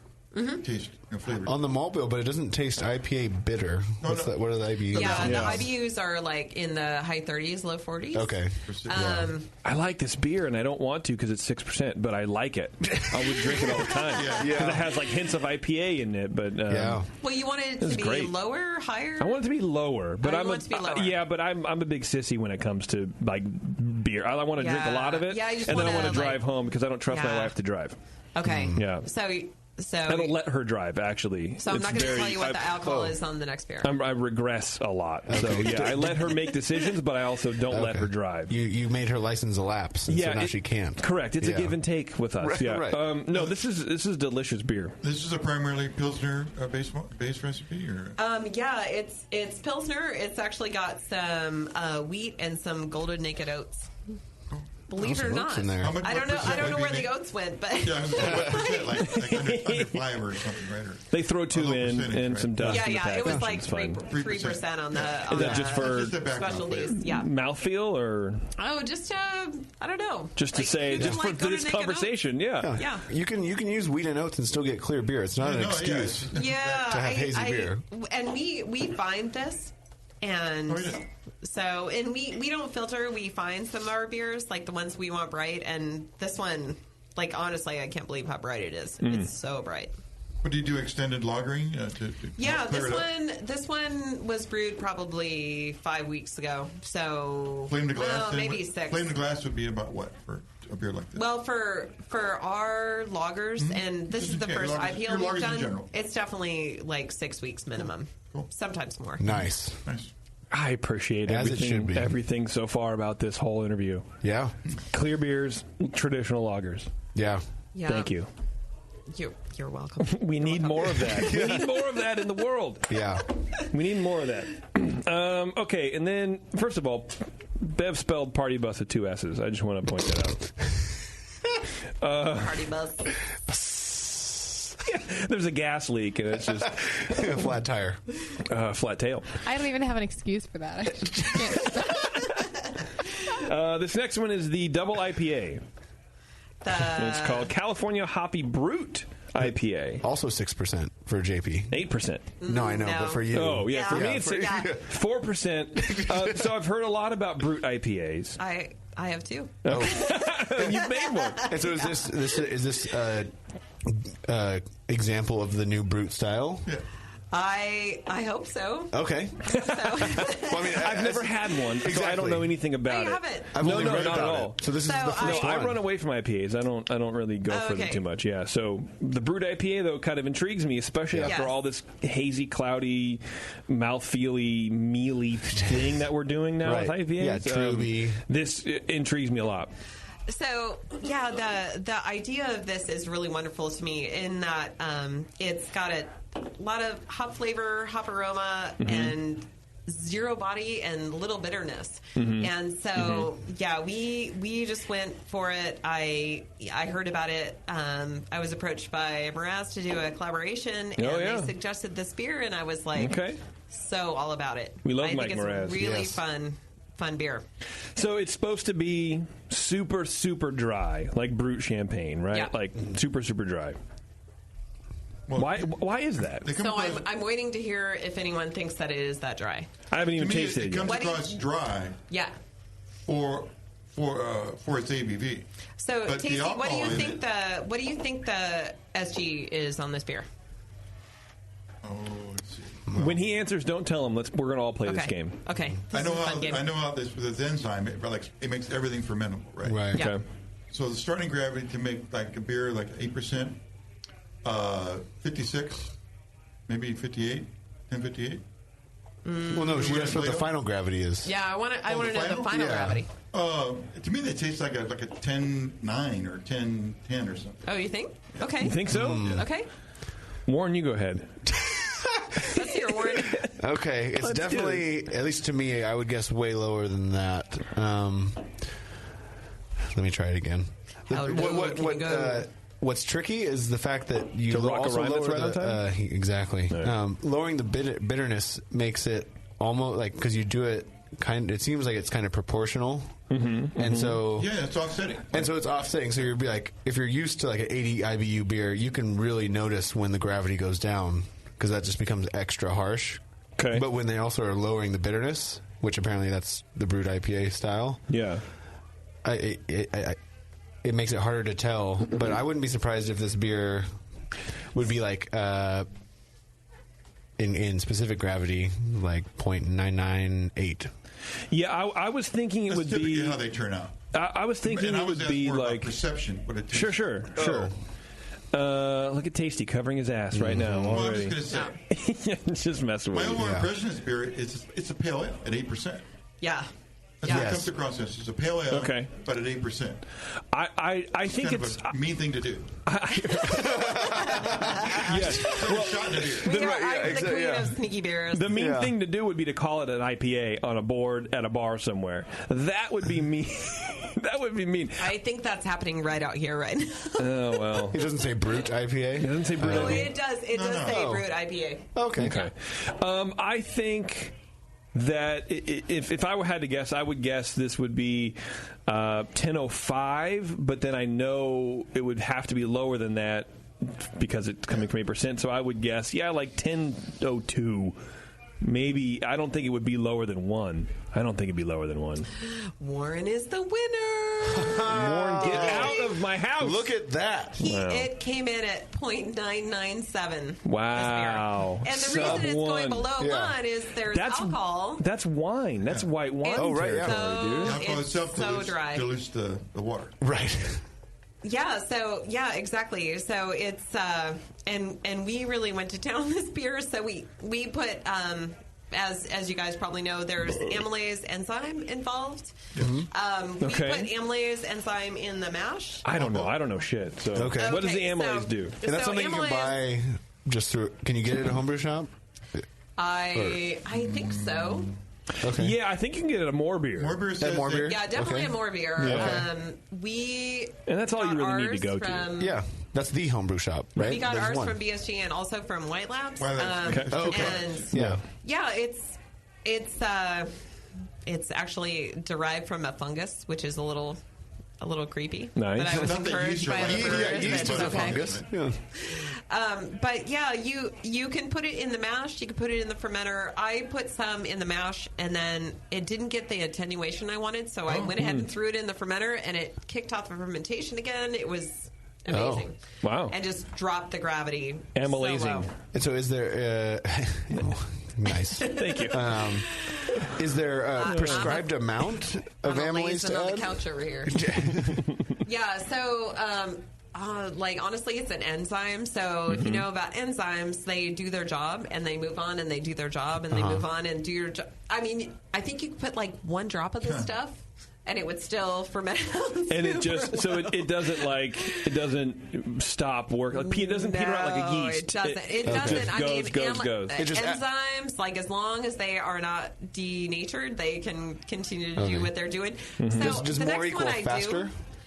Or like in terms of like, I would guess it would, right? Yeah. Okay. Yeah. Can you overdo it? Right.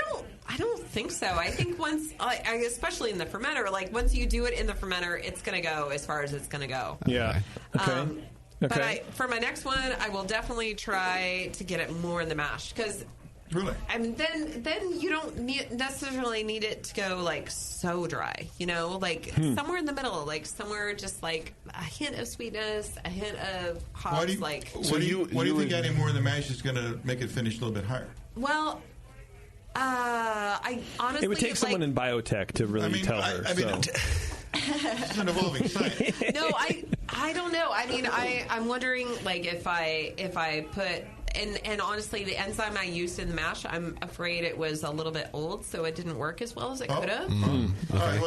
So what I want to find out is, like, if I give it a good, healthy dose in the mash and I do a really long mash rest, will it convert more sugar and then ferment out drier? Because what I saw was a fermentation that was pretty normal, and I was like, I don't want to go with normal for this beer. I want to go with like super dry. Yeah. Okay. So I drove it to. Would it be the mash temperature? Is the enzymes that you're buying? Can they handle the normal mash temperatures? They do handle normal mash temperature. I think you want to stick around the 145 range because that's like best activity for the enzyme and also best activity for converting fermentable sugars. Sure. So. Yeah, that's what I targeted on this beer. And it seems like at mash temperatures, it could be a tendency for them to denature. Versus on the cold side. Right, yeah, exactly. On the cold side, it's like that thing is going to run away and you'll never be able to catch it. So why not just go like, don't put any in the mash, just go, as soon as you go into the fermenter, add it there. You could absolutely do that too. And your ferment is going to be, I bet it wouldn't be that much different. If you I don't think it would be either. And I think it's doable either way. And I think, I'm sure there's people out there who have got this a little more dialed in than I do, but I'm like, no, this is like a 5-week-old kind of thing. Oh, right, exactly. Yeah, this like is new thing here. Relatively brand new. It's super brand new. We're just like talking about it like I know, like, what do we do next? There's like 10 ways to go. Yeah, we're talking about it as if there was a plan that you deviated from. No. Yeah. Well, and that's not the intent, right? It's just not that way at all. Because It's I think like we're a all trying brand to new beer figure it style out. sticking around since January, February. No, I am really grateful to the folks that have kind of helped me along. So I know Andrew at Flatland pretty well. I know John at Drake's. I mixed John and Drake's together to make Jake. Jake's. Yeah. Jake. I'm sure he would appreciate that. Jake at Glulies. Yeah. Anyway, they both helped me a ton. Great. Just answering questions and giving suggestions. So, yeah. That's cool. That's really cool. Yeah. Speaking of cool things, the Suds Dud Society, folks, is a brewery T-shirt membership where members receive a T-shirt, promo item, and a homebrew recipe from a different brewery each month. Small independent breweries throughout the U.S. will be chosen for excellence in the craft. A portion of each membership will go to the highlighted brewery and to sponsor a local homebrew club in their area. Join the society by going to sudsdudssociety.com and use promo code BNARMY at checkout to receive your discount. Support small beer, one tea at a time. It's an intriguing beer style. I don't know if it's for me, but I can see where people. I don't know. What do you think? It's like a result of the pendulum swinging the other way. Is it not for you because of the alcohol content? I mean. A little bit, because I could taste it's a little. I could taste it a little bit. But I think it's just.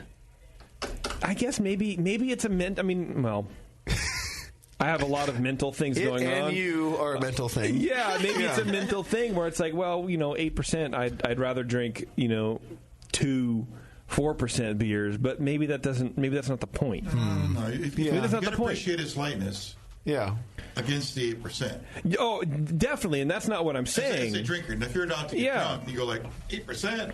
Yeah, it's awesome. I guess if I want an IPA, I want a little of the sweetness behind it. The little malt. You want that. You want that body. You don't want it to be like. Outfit. Yeah, right. And I think maybe that's what it is. Where it's. I don't drink IPAs. At all. I drink like Evil Twin from Heretic maybe every once in a while, and that's one or two, and then on the show that's about it. But if I was going to lose my mind and drink an IPA, I think I would be looking for kind of that sweet backbone, that sweet malt thing. But I could see how this would appeal to someone like Tasty, maybe, who drinks a ton of IPAs. Yeah. Not fulfilling. Because you're still drinking an IPA, but it's different. It's different flavors, right? And but people have figured out how to give you a different flavor range now with the same kind of. You can make it an 8%. You can make it 6-7. Oh right, yeah, absolutely. It's all session brewed IPA. My next version of this beer will be. That's actually something I could get behind. Sure. Yeah, I mean, can you imagine a brute dark mild? Like, what the hell would that be? Yeah, 4% just sandpaper on your tongue. So I'll make that beer next and name it after you. Please How's do. That sound? I will come up and brew it. I'll add the amylase and then drive home. Yeah, I think it. I might be sad, though, if you make a dark beer that has no body. It'd be like... I know. Well, that's why we'd have to worry about it. We'd have to work on it, rather. Yeah, right. Like oats? I'm thinking... Well, I don't know. Like, would the amylase just break down those starches? Fight back the amylase. Yeah. I don't know. We'll have to, I wonder if you figure blend out it. oats versus amylase. I wonder if you make two batches and you blend them. One amylase and one nut. It's like... Let's do it. If the enzyme's in there and active. The enzyme, it's just going to... Like, I threw the yeast out from this beer because I did not want it to... No, for sure. But exactly. You can't... Like, it doesn't, like, filter out to other or beers. crash out or whatever. So there's, like, I don't know. I just am imagining these little amylases in the beer with, like, big guns and boxing gloves. And they're, like, they're in there, man. You can't get Speaking of, can I ask one question? Yeah. What was the OG on the beer? This beer that finished at 10? Oh gosh, I'm trying to remember, but I think it was like 1061 maybe. Wow. Yeah, it's not very high. There's some practicality in the brewery, right? You're going to make 8% alcohol. Yeah. Like, there you go. Well, these yeah, families, I mean, they come from the it's distilling industry, right? Right. I mean, we do washes for a distillery in town called California Distilled Spirits, and that's the original reason we have this amylase enzyme. We should go up there, Warren. We have to go up there for heads and tails, and we'll stop by and drink lots and lots of Kolsch. Yeah, they have a fantastic gin called Darjeeling, and they are doing whiskey, and they've been working with us. I don't think any of our stuff has come to fruition yet because it has to age, but we've done bourbon and whiskeys for them. Oh, that sounds great. Yeah. Bev's clapping, of course, off microphone. Because that's what she does. Yeah. I didn't want anybody to hear my clapping. It was for me. Speaking of for Beverly, Father's Day is on June 18th this year, and you're probably brewing for or on that day. So why not take your dad celebrations a bit further with Grog Tag? We have dozens of customizable templates that you can upload your own photos to. What? I'm laughing at my own. And really get after the essence of what makes a dad a dad. How about some crisp New Balance sneakers with some white crew socks in front of a hot charcoal grill? Add some text and you have an instant hit on your hands. So go check out grogtag.com today and use code BNARMY to save 10% on your next order. That's grogtag.com. You get the tech handles there. Well, get Dad one of those and a keg of beer. And a keg of beer, man. You don't have to be a dad to enjoy the feeling of New Balance and white crew socks in front of a charcoal grill. Crisp white New Balance sneakers, man. It's like, wait a minute, I wear white socks. You can be any age and enjoy that afternoon. Is there anything more dad-esque than someone in New Balance sneakers with white socks, charcoal grilling, some drummies, dude? I may or may not have done that already in my life. Yeah, I wear New Balance too. Yeah, but like crisp white Are they ones? white? No, well, see, there you go. They're white on top, blue on bottom. They're my racquetball shoes. You guys are ruining it. Okay, we're gonna. Good writing job. Thank you very much, Tasty. I appreciate that. Yeah. Okay, we're gonna take a break, and then when we come back, we're gonna drink more beers. Right? I think we're gonna drink some more. What are we gonna drink? You promised a Doppelbock. Whatever. Doppelbock, yeah. In addition to a bunch of other stuff, Crooked Lane Brewing. We're going to be right back. This is The Session. You're listening to the Brewcasters. On the Brewing Network.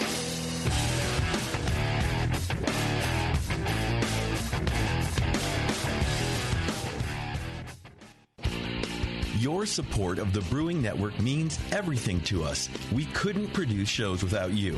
And we love giving you something extra for that support, like Brew Your Own magazine. You already know it's a great brewing magazine full of recipes, equipment how-tos, discussions of beer styles, and brewing techniques. Whether you're new to brewing and just starting out or you're an old pro, you'll always learn something from the articles in Brew Your Own. Plus, there are amazing special issues like plans for building a Brutus 10 system, 250 classic clone recipes, and the Homebrewers Answer Book. Brew Your Own magazine and BYO.com are awesome resources for any brewer, whether for yourself or as a gift. When you subscribe or resubscribe from the Brewing Network homepage, you directly support programs like this. Get a great magazine and support the Brewing Network.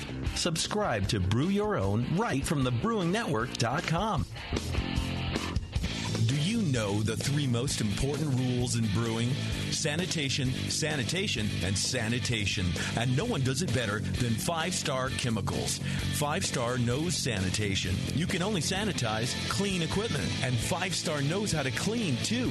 For craft brewers and home brewers, 5-Star has what you need to keep your fermenters, serving tanks, kegs, and draft lines sparkling and free of any beer-spoiling bacteria. PBW, caustic, acid cleaners, Star San, SaniClean, lubricants and defoamers, pH stabilizers, and more. 5-Star Chemicals has cleaning supplies, safety supplies, heat exchangers, pumps, hoses, and valves. And 5-Star is proud to offer eco-friendly products that exceed customer expectations. If you have a cleaning problem, you need the 5-Star solution. Visit 5starchemicals.com or call 800-782-7019. 800-782-7019 and get the 5-Star treatment today.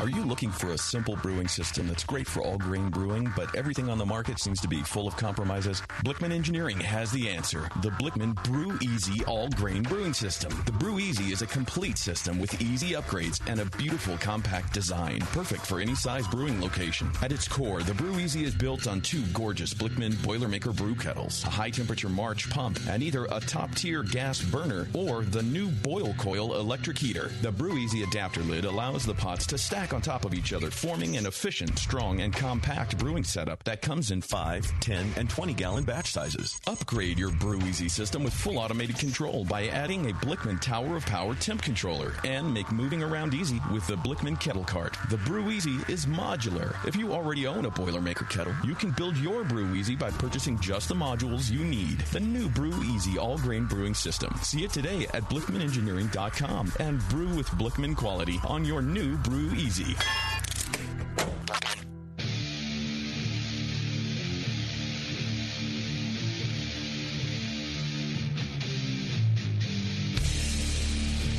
This is Corey King from Side Project Brewing, and you're listening to The Session on the Brewing Network.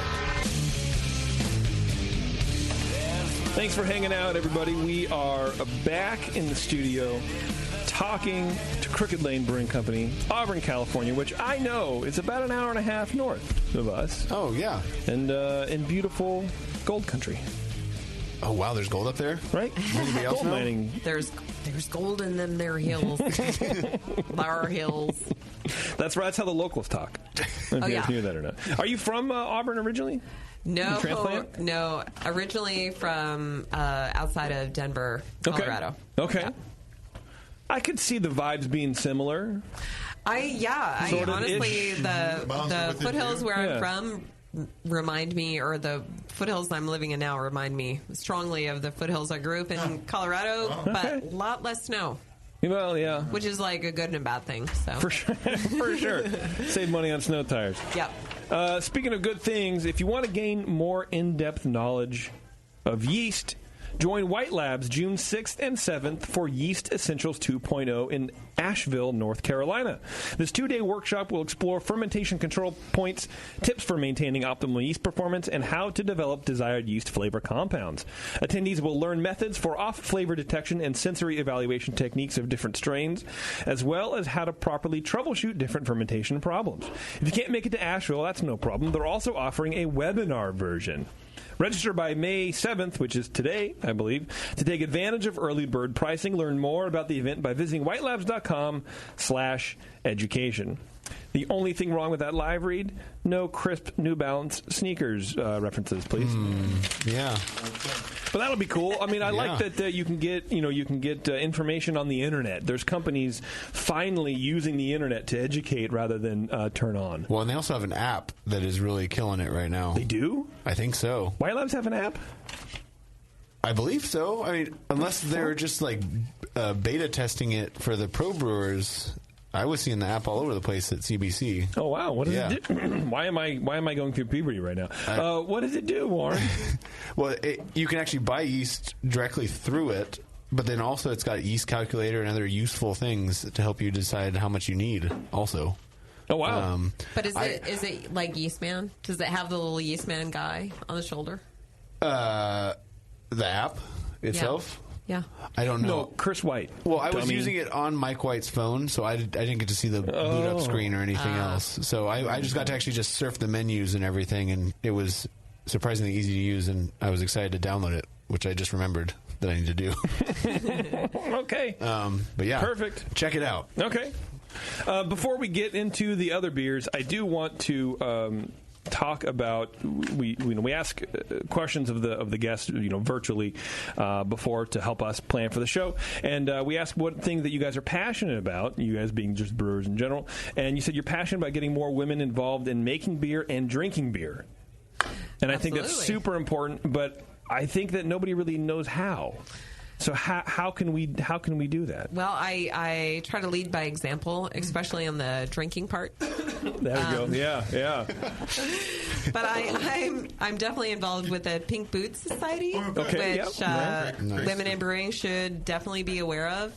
It's a professional organization for women in brewing careers. It's not just women in the brew house, but it's also women in the front of the house, in management, like marketing, sales, and all sorts of stuff. Exactly. So our Sacramento chapter, which is about 2 years old, has grown from about, a handful of people, maybe a baker's dozen, up to we have 80 members right now. Wow. So, and it's super cool. We're starting to see a lot more women in positions in brewing. Of course, there's tons of front of the house, but just getting more involved in the educational aspects and the, really tapping into our community as women in brewing. Okay. That's very cool. And what do you guys, what does the organization do? Do you just reach out to other women in the industry? You invite people in? Do you have events? So, yeah, absolutely. Our local chapter, we meet bi-monthly. So every 2 months, we have a number of, educational components of our meetings. But naturally, the Pink Boots Society gives... they have scholarships available. So every month they have a scholarship opportunity you can register for and try to take advantage of. So it's a really cool organization. Cool. I've seen that award, and it really seems to go to really good people. Good. Yeah, I mean, that's great. Do something with it. Honestly, coming off of CBC, there was a Pink Boots luncheon that we participated in. That was nice. How many people were that? At least. I would say close to 1,000 women. Really? And the people who have been part of it for a long time were like, I used to know everybody in this room, and now there's no way. Wow. So that grew in a hurry. It's a good problem to have. Yeah, super really cool.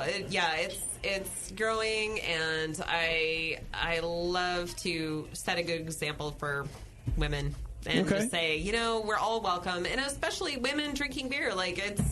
It never used to be that women would just come together and hang out at a brewery and have a beer by themselves, and now it's not a thing. It's how it is. It should be an acceptable space for everybody. So I agree. Yeah. And how do you reach out to those women who maybe don't know about beer? How do we bring in more women to this group? So I think that having beers on a full spectrum of palates, and I would never say that women enjoy light beer, because I don't think that's true at all. I think that women enjoy all kinds of different beer, but having beer that's for every kind of palate, like if you don't like beer. Right. Like I have 4 or 5 beers for people who don't like beer, honestly. Okay. And then just like beer that's hoppy, beer that's not hoppy, and just make it a welcoming environment, a comfortable space that's... And that'll be acceptable for everybody. Just what happens. And then I don't think it hurts that people look through the window and they see me working back there and they say, "Oh, wow, look, there's a woman making the beer." I have a lot of pride in that. You should. Not that it's that unusual. It's not that. It's becoming more and more common. That's for sure. Unusual at all. It's just more about how many are already in it. I think over time. This is like so like a cliche. But historically, women made all the beer. Right? Absolutely. Yeah. Not that they were homebrewers. They were homebrewers. They were at home, right? Exactly. The alewives, Yeah. That's like, and something we want to do at our brewery is like the alewives used to put up a pair of crossed brooms outside to let people know that there was good fresh ale inside. And so you got to do that. Yeah, we got to do that. That sounds like a beer name for sure. Cross brew. Yeah, ale. like if you do any Firkins maybe or something like that may be kind of cool. Little cask beers. Okay, let's get back to the beer. I don't know what this one is. You can help me with that, please. Yeah, this is the Fog of Dreams. Fog of Dreams. It might be best if he doesn't know. This is the Drake's collab, right? Yeah, this is a Drake's collab, the Drake's collab that we did at our brewery. It's a 8% New England IPA. Okay. All right. The malt is Pilsner, Golden Naked Oats. It's a common theme with me lately. I'm kind of on the Golden Naked Oats train. Yeah. And wheat. Hadn't noticed. Nice flavor. It's a nice flavor. The end of the beer. Yeah. The Golden Naked Oats? Yeah. And then the hops are Denali, Amarillo, and Mosaic. Man, I love Amarillo.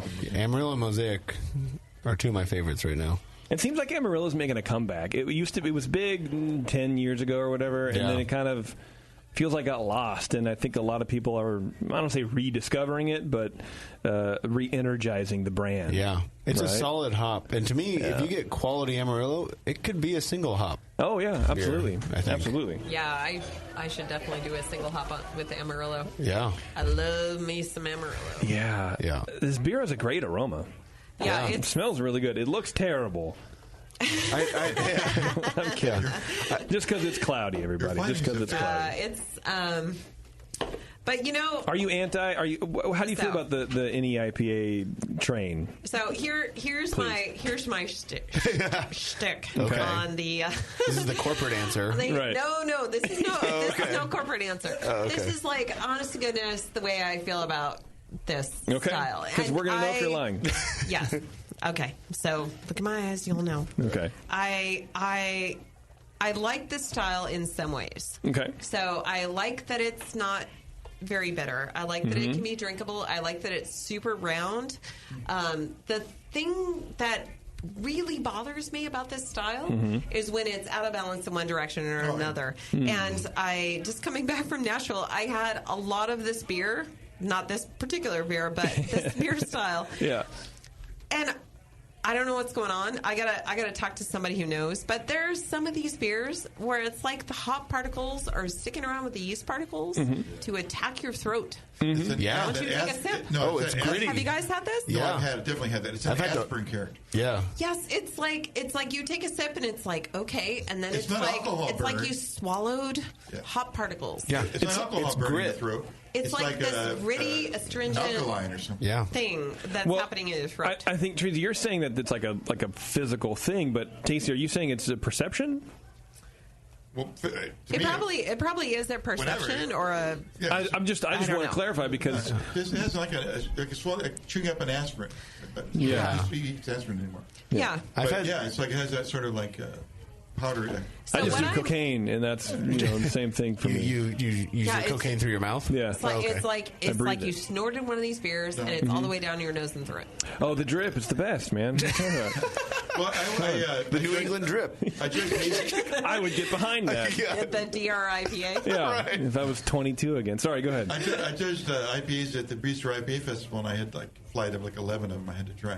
And it like 4 out of 5, and not many people noticed it, but 4 out of 5 of them had that sort of like throat, like, wow, it's like burning my throat. Yeah, it totally, for me, it prevents my enjoyment of the beer. So I strive to not have that happen. Although enjoying a beer is like, you drink it, you can drink. Yeah, you gotta have and the finish goes like, oh, that was great.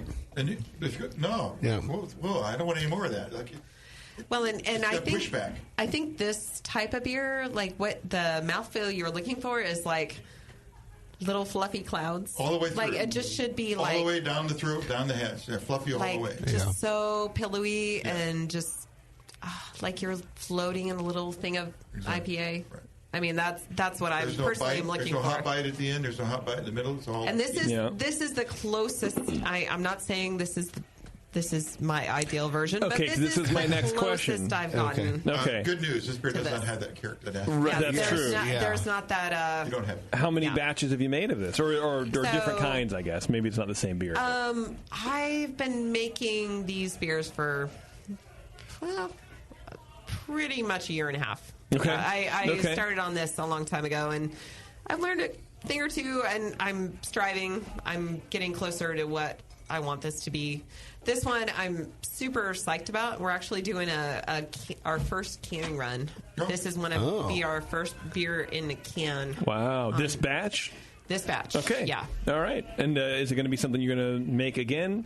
Well, I guess I should back that up. When you do these beers, it's not the same. It's not the same beer. Just it's different. It has different names and all that kind of stuff, right? No. Yeah. I mean, these beers are really fun to take to new places. Yeah. So we'll do this beer. We'll probably do an iteration on this beer and make it something new and fresh. I mean, this is something we just want to push forward.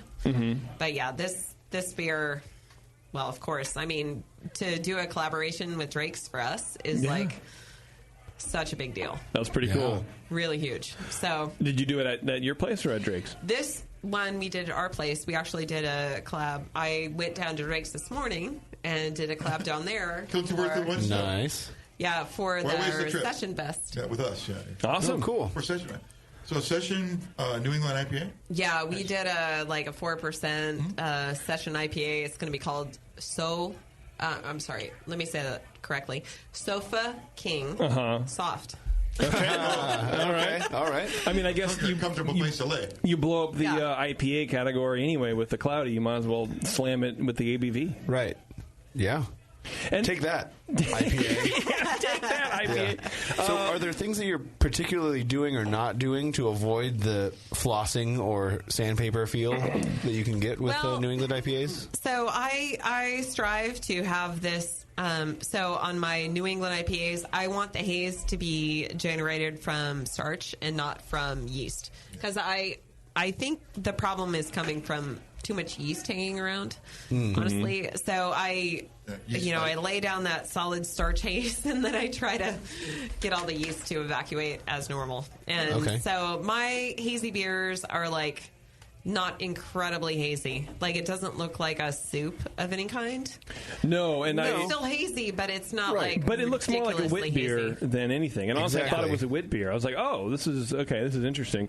But because part of the reason I slam on the NEIPAs is because they look like dishwater, and for me they're unappealing, but apparently for many people they're very, very appealing. So what do I know about aesthetics? But I like the aesthetic of this different because maybe because it looks like something familiar anyways. And I think it's fine. Everybody's got to do what they want to do. This is just what the ideal that I have in my mind that I'm heading towards is not necessarily a beer that looks like soup and tastes like, hop astringency in my throat. So, I beat that dead horse. But, I think that there's a place for this style in that you're getting this amazing juicy aroma and flavor. And, I'm going to keep pushing to get the most juiciness and aroma and flavor that I can, but I want it also to be palatable and drinkable. So absolutely. Well, it sounds like Drake's and you guys made a beer that's what you were looking for. Yeah, I'm psyched. Yeah, it smells great. I'll tell you that. Thank you. FYI for the live listener, for I unbroke Twitter. IPA, obviously in session beers, you have to emphasize a malt bill that's going to support more flavor. What did you do at Drake's? Do you remember? Oh, I'm really excited about the malt bill actually because we use some Admiral maltings. Okay, malts, yeah. The Feldblum malt and Golden Naked Oats again. Sure. Because why not? Right. And some wheat and a little bit of two-row. So it's I'm super interested to taste that. Nice. Excellent. Sounds good. I'll be out of town for that. It's a great event. I've been to every one. It's Session Fest. Yeah, it's... well, it's cool for us because we do so many beers that are in that category anyway. We're just... You might have other ones, right? Yeah, I'm going to have 5 beers. Oh, excellent. Why not? Yeah, my birthday wish came true the day that they started doing Session Fest. Yeah. Are you going to make it this year? No, I've only been to one. That involves going out, and I don't want to do that. Because there are other people at Session Fest. Well, yeah. Well, now I live farther away. Oh, that's true. I mean, it's probably closer for me to go to Auburn. I don't know if you heard about this thing. It's called BART. You just take it from the Bay Area and you go where you want to go.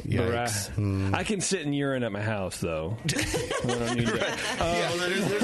a urine ship factory in his house. Well, Bart is all about urine, that's for sure. Warren unbroke Twitter, so let's repeat the Twitter game for the folks who care. Oh yeah. So let me pull it back up. So the Twitter game was still is Warren. Well, right. Okay. It was and still is. And will always be. Until next week. Everyone knows about the Freshman 15, but brewers know about the Homebrew Con 15 and the CBC 15. What are ways that I can lose the CBC 15 I picked up in Nashville? Yes. So that's it. We already have one response just from the Twitter posting, and it's pretty good already. Okay. Yeah. All right. So bring your games. Yeah. Bring your A games. We have the Helles. Yes. Let's talk about the Helles real fast because I know you want to get to the Doppelbock, and I want to get to the Doppelbock too. But I can never turn down a good Helles. I can never not talk about one. I enjoy the heck out of this Helles. It's called Helleson. It's just delightful. It's like not hoppy, a little bit malty.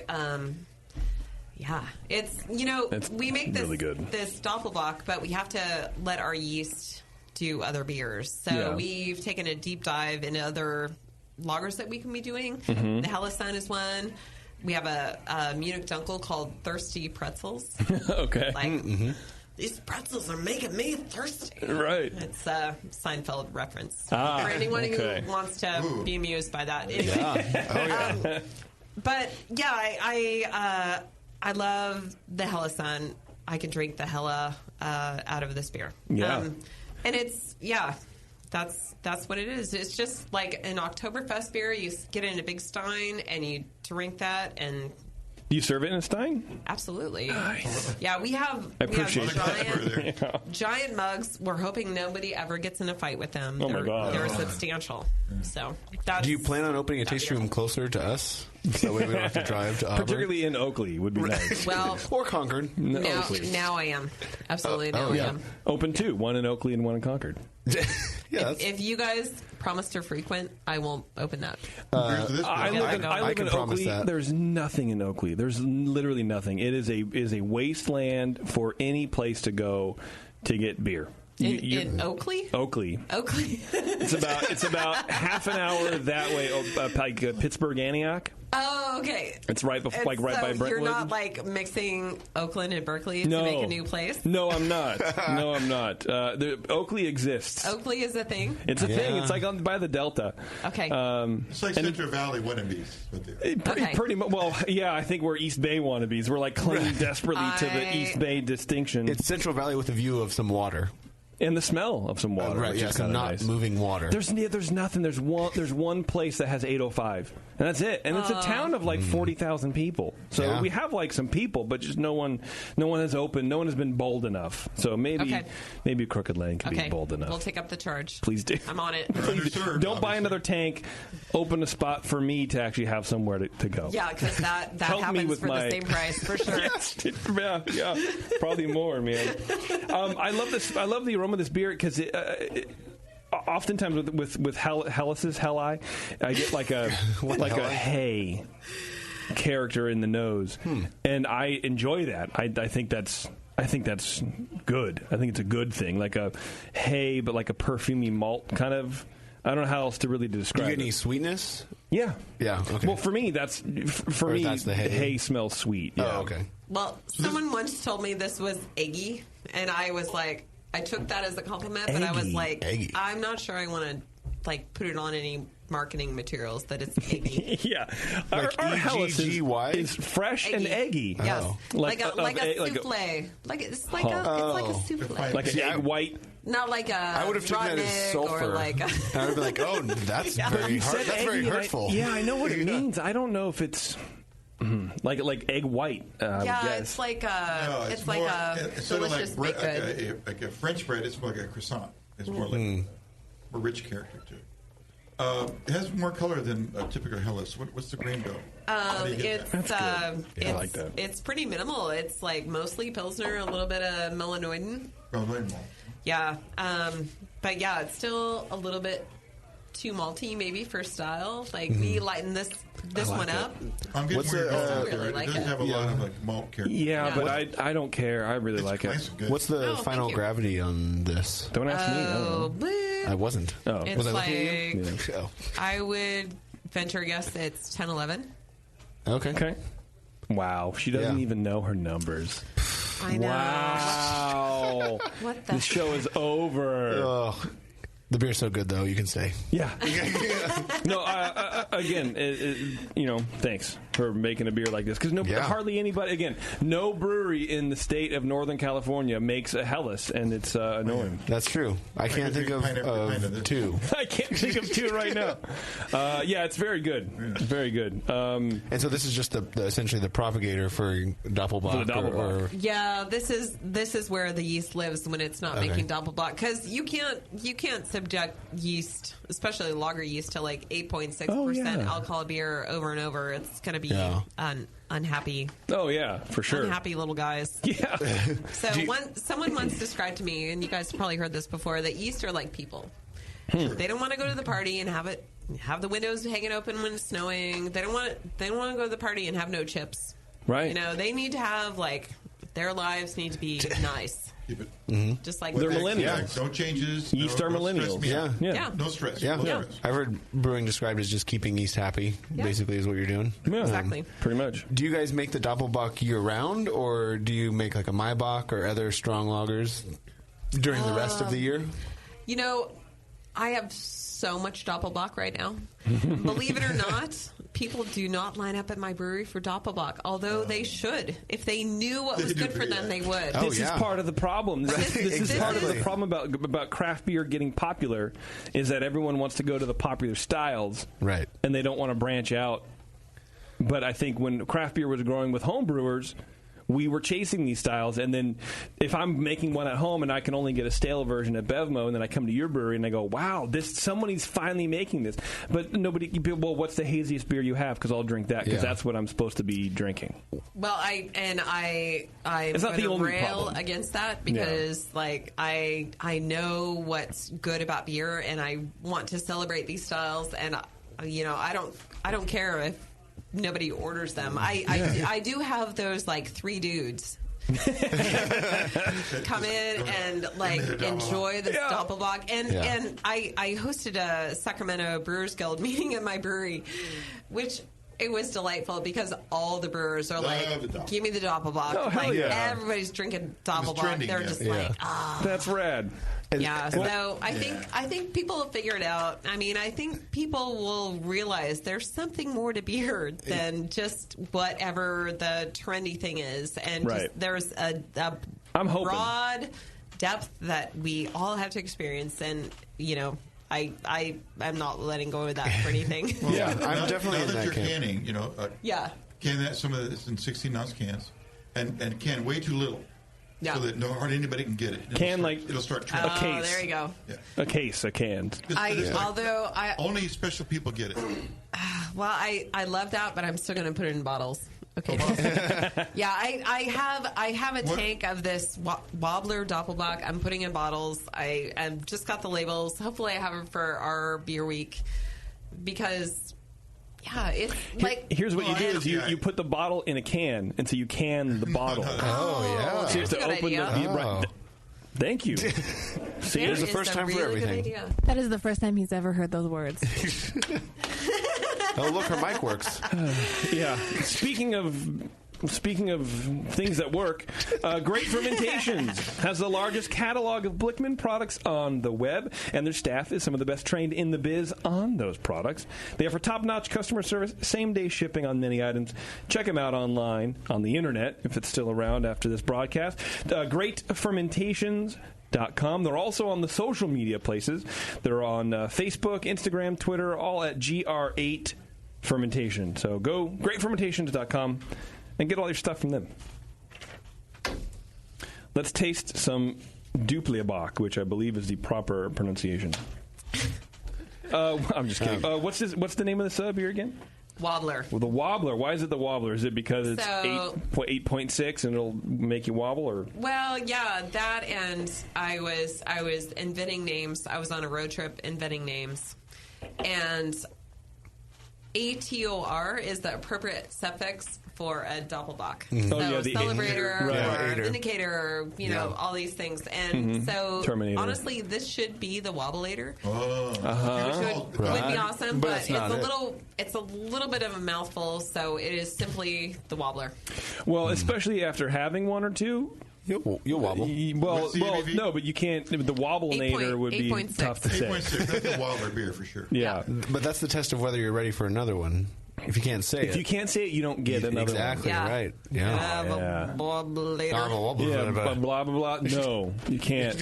Right. Call a lift. Come back tomorrow. Yeah, come back tomorrow. So how does what I'm tasting compare to what won the gold medal in 2017? Good question, Tasty. Answer him, please. It's simply a age class difference. So the one that we won with was probably about 9 months old.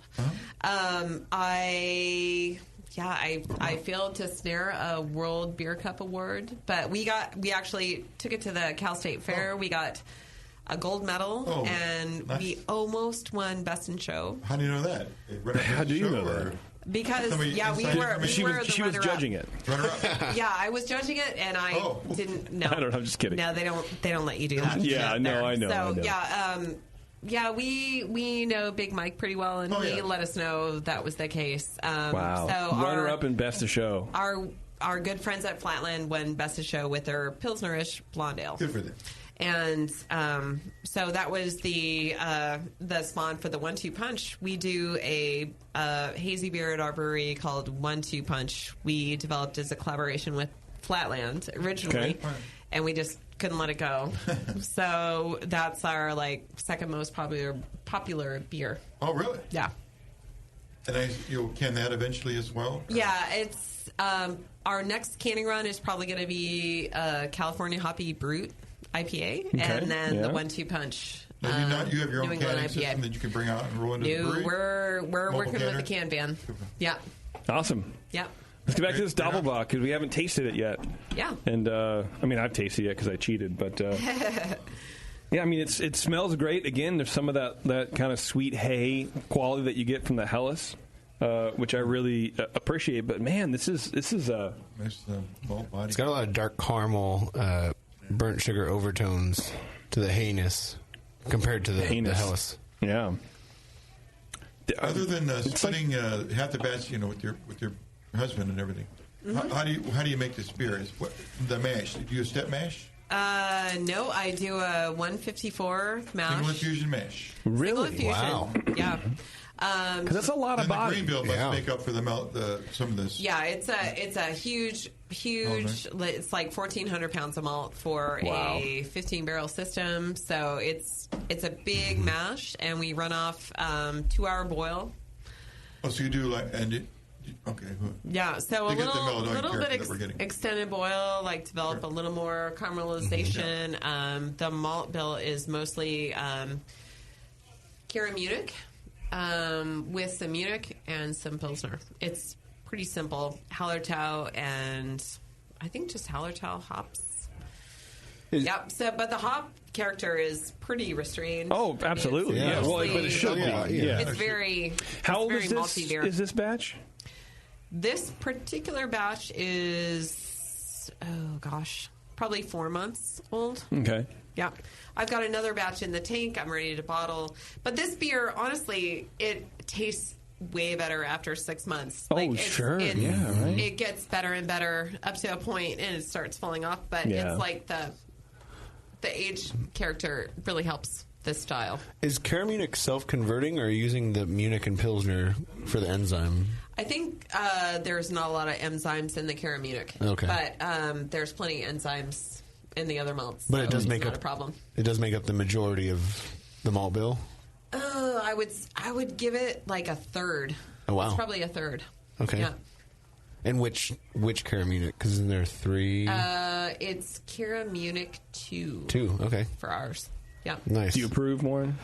Well, I approve because I love the beer, so whatever. She could have said anything. So it would have been fine. And ours is definitely considered a pale Doppelbock. If you get a celebrator. Really? Yeah. This is a pale. Absolutely. This is pale. This is a pale Doppelbock. Yeah. It's clear as hell, I'll tell you that. Right. But I wouldn't consider it pale. So you guys know Celebrator has got that little goat necklace. Mm-hmm. Right. Yeah. It's way darker than this. It's way more complex and rich. I guess it's been a long time since I've had a Celebrator, but I only know from the home brewing styles, and that's definitely within the home brewing range for Doppelbock. Yeah. But it's on the lighter side. Yeah, it's absolutely. Are you gonna? Sorry to cut you off. Oh, no worries. Are you going to keep it this color next time you brew it? And was the gold medal winner this color? Yes, it was. It was same malt bill, same fermentation. everything. But you kicked your husband out of it. There was like some kind of magic that happened. I'm always chasing the magic, trying to replicate it. Mm-hmm. No, I love this beer. I would love to make a dark version too. I'd love to make a richer one. Like I think now this one is, it's done its thing. It's been a wonderful beer. I'm not, on no beer do I want to be static. I want to keep pushing forward. I don't want to rest on my laurels about anything. But sure. Yeah. But so I do still love this beer. Are you going to retire this beer and make another beer that's richer and darker? Or are you going to change this name? Because I don't know. Are people gravitating to the names, or are we beyond that with craft beer where you go in expecting the same name on the board all the time? There's definitely those 3 dudes who are like love this beer. Yeah. Maybe like 10 dudes if you include like brewers and staff members who come by to have this beer. Sure. Yeah. No, I don't know. I mean, you can never just say anything is done. Like I love our Kolsch. I love the way we make it. Until we're like, gold at GABF and everybody's lining up for the Kolsch. Like we got to keep pushing and make that thing better. And same thing with this. It's like, this is awesome. I'm happy with this beer. Nothing is ever done. Let's figure out a way we can make it better. Well, the ingredients and processes come along. Do you mind sharing what you think, like what your main tweak is on this? Like where you'd like it to be? On this particular beer, I would enrich the malts. I would make it darker. Personally. Okay. That's the direction I would go with this. Okay. Yeah. But that's not changing flavor, just color. I mean, you could do that by color, but also your I mean, what do you want to roast to it to get the color? No, but I mean, the thing that you can see when you taste your beer against world-class styles is like there's some magic qualities that are missing from a lot of our beers, especially for these like English styles and old-time European styles, or German styles. Like they have this really wonderful quality and complexity, and that is really hard to emulate. Yeah. So like, you have to think really hard and work really hard to get there. And I love how this beer is done, but it's like you taste this next to as I've already said, a Celebrator. It's like it doesn't even compare. Like there's so much going on there. And I think the fun for us as brewers is to try to figure out like where is this coming from? Yeah. Like how can we do this? But I mean, I think would you consider doing like a step mash or a decoction or something like that? Oh, absolutely. Yeah, absolutely. Yeah. Is that what you're going to do on the next one? Maybe. Well, yeah, maybe so. Does your brew house offer that in terms of like modifying the mash temp, or do you have to do like a? Yeah, we have steam jacketed on our mash, so we can do steps. We do actually steps with every beer we do. Oh, you do? Yeah, we roll it homebrew style. We mash out everything in 168. Okay. And we do. We do some beers. We have step mash, especially our Hefeweizen. We come in at protein rest at 111, and we step it up, and wow, good for you. Well, and then we serve it with blood orange puree, so we totally defeat the purpose on that.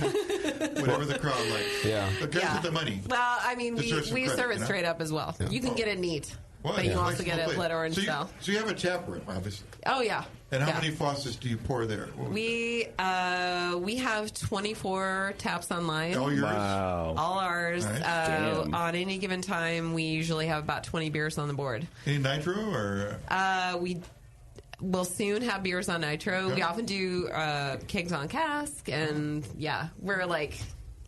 And it's at the brewery tap room? Beverly, of course, is clapping off mic again. For herself. Yes. Just so she can hear it. I'm going to give it an order one of these days. I'm going to definitely come by. Oh, I hope you will. I will. Absolutely. Yeah, it sounds great. Yeah. Any place that does cask deserves at least a run by. Cask and loggers? Forget about it. Forget about it. Yeah. Why are you anywhere else? Come and have our lagers. How much of your production is lagers versus ales? Well, so right now I have 2 bright tanks, and I employ those as lager tanks. Okay. And then I have 1 fermenter that I will do lagers in. So I'm kind of like, I ferment the lager, and then I move it to a bright tank. And then, like, between those 3 vessels, I can maintain 3 lagers going at the same time. Yeah. Wow. So, yeah, we kind of hit the, like, crazy button on lagers. Yeah. So we have, like, right now we have a bunch of lagers, but it's starting to compete with, like, realities of production right now. So right. I'm starting to stress out a little bit. We got a write-up in a local paper about the Hella Sun being one of the beers you absolutely must try, and I was like, oh, crap, I got to, like, keep this beer on somehow. You're a must-try. Yeah. So, yeah, that's pretty good, man. Yeah. That's got to feel pretty good for being, what, 1.5 years, 2 years? Oh, yeah. Almost 2 years, right? 2 years in August. Like, this... That's dope. Like, just today has literally, like, so many dreams coming true for Teresa. Well, you did in the notes, she put down... Without irony, the Brewing Network has been and continues to be an enormously helpful source of education for me. Heads and Tails and Dr. Homebrew are the only shows that I ever listened to, and they opened my mind to a lot of new information and new ideas. The session kind of sucks, and every other show kind of sucks, loads of chipmunks, but the most part, Dr. Homebrew and Heads and Tails are where the reasons why I am where I am today. It's really a dream come true. There was like a dot, and then when I heard that, it was more like Bruce like Straw air quotes. So you can tell the parts of that letter that you actually originally wrote because they were articulate and well spoken, and then the parts where JP added in, he's like, you know what? I'm all for editorializing because like my main point got across that I was like in hog heaven right now. I got the vibe that you wouldn't mind me taking your words and using them for my own personal benefit. Right. And so I appreciate it. You are so welcome. because one day I know you're going to be like, I really wish I could just have Teresa and Dr. Homebrew. I think that would just make the show so much better. Anytime you want to come out, I'll set it up for you. Do you still homebrew? Oh, well, maybe. Like, okay. I have a one barrel pilot system at the brewery. We do some experiment stuff on. Cool. So if that's fun. Wow, you have if you want to count me watching somebody else make that pilot system, yes, I still homebrew. Okay, absolutely. Sounds to me. All right, sure. What I like about the story is that you came from homebrewing, you didn't work anywhere else. You just kind of trained, and then you opened up kind of the dream. Your dream place. Yeah. And not many people get to do that, and that's super awesome. It is super awesome. Yeah. Trust me, I count my blessings every day. Yeah. Wow. Absolutely. What else is super awesome is craftbeer.com, whose mission is to tell the stories behind America's small and independent breweries and the cities and businesses that support them. It's a community full of passion, authenticity, creativity, and camaraderie. Explore the world of American craft beer at craftbeer.com. Teresa, thank you very much for coming in. Yeah, it's been awesome. And sharing your beers. They were thank you. They were really great. Stellar. And thanks for listening to the show. Honestly, I really appreciate it. I don't know why you do it, but we all need a hobby, and so I appreciate it.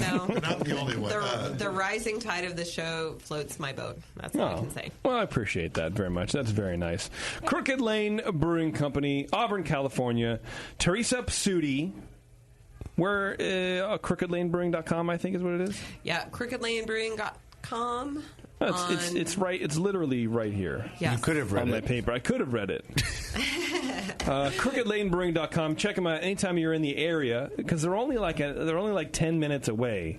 from Concord, I think is what it is. No, like hour and a half, maybe 2 hours in traffic, whatever. Yeah. Just put check on the them out. Brewing Network podcast. You'll be there in like Oh, you got 10 minutes. Yeah, but it'll feel like 20 years if you put on one of our if you're ever shows. visiting Northern California, there's a great cluster of good breweries there. Yeah. So it's good. It's a good place to Yeah, it's, for sure. It's definitely a beer destination. Yeah. Or if you're in the Bay Area at the end of the month, Drake Session Fest. Oh, that's right. Indeed. Yeah.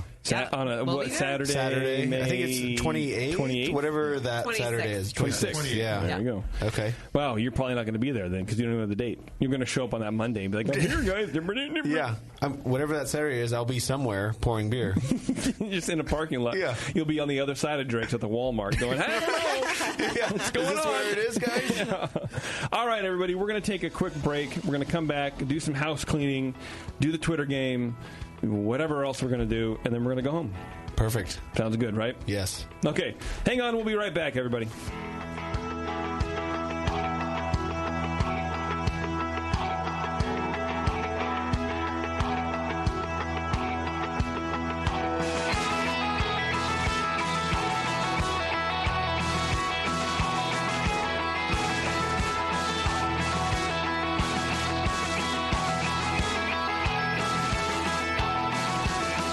You're listening to the Brewcasters. On the Brewing Network.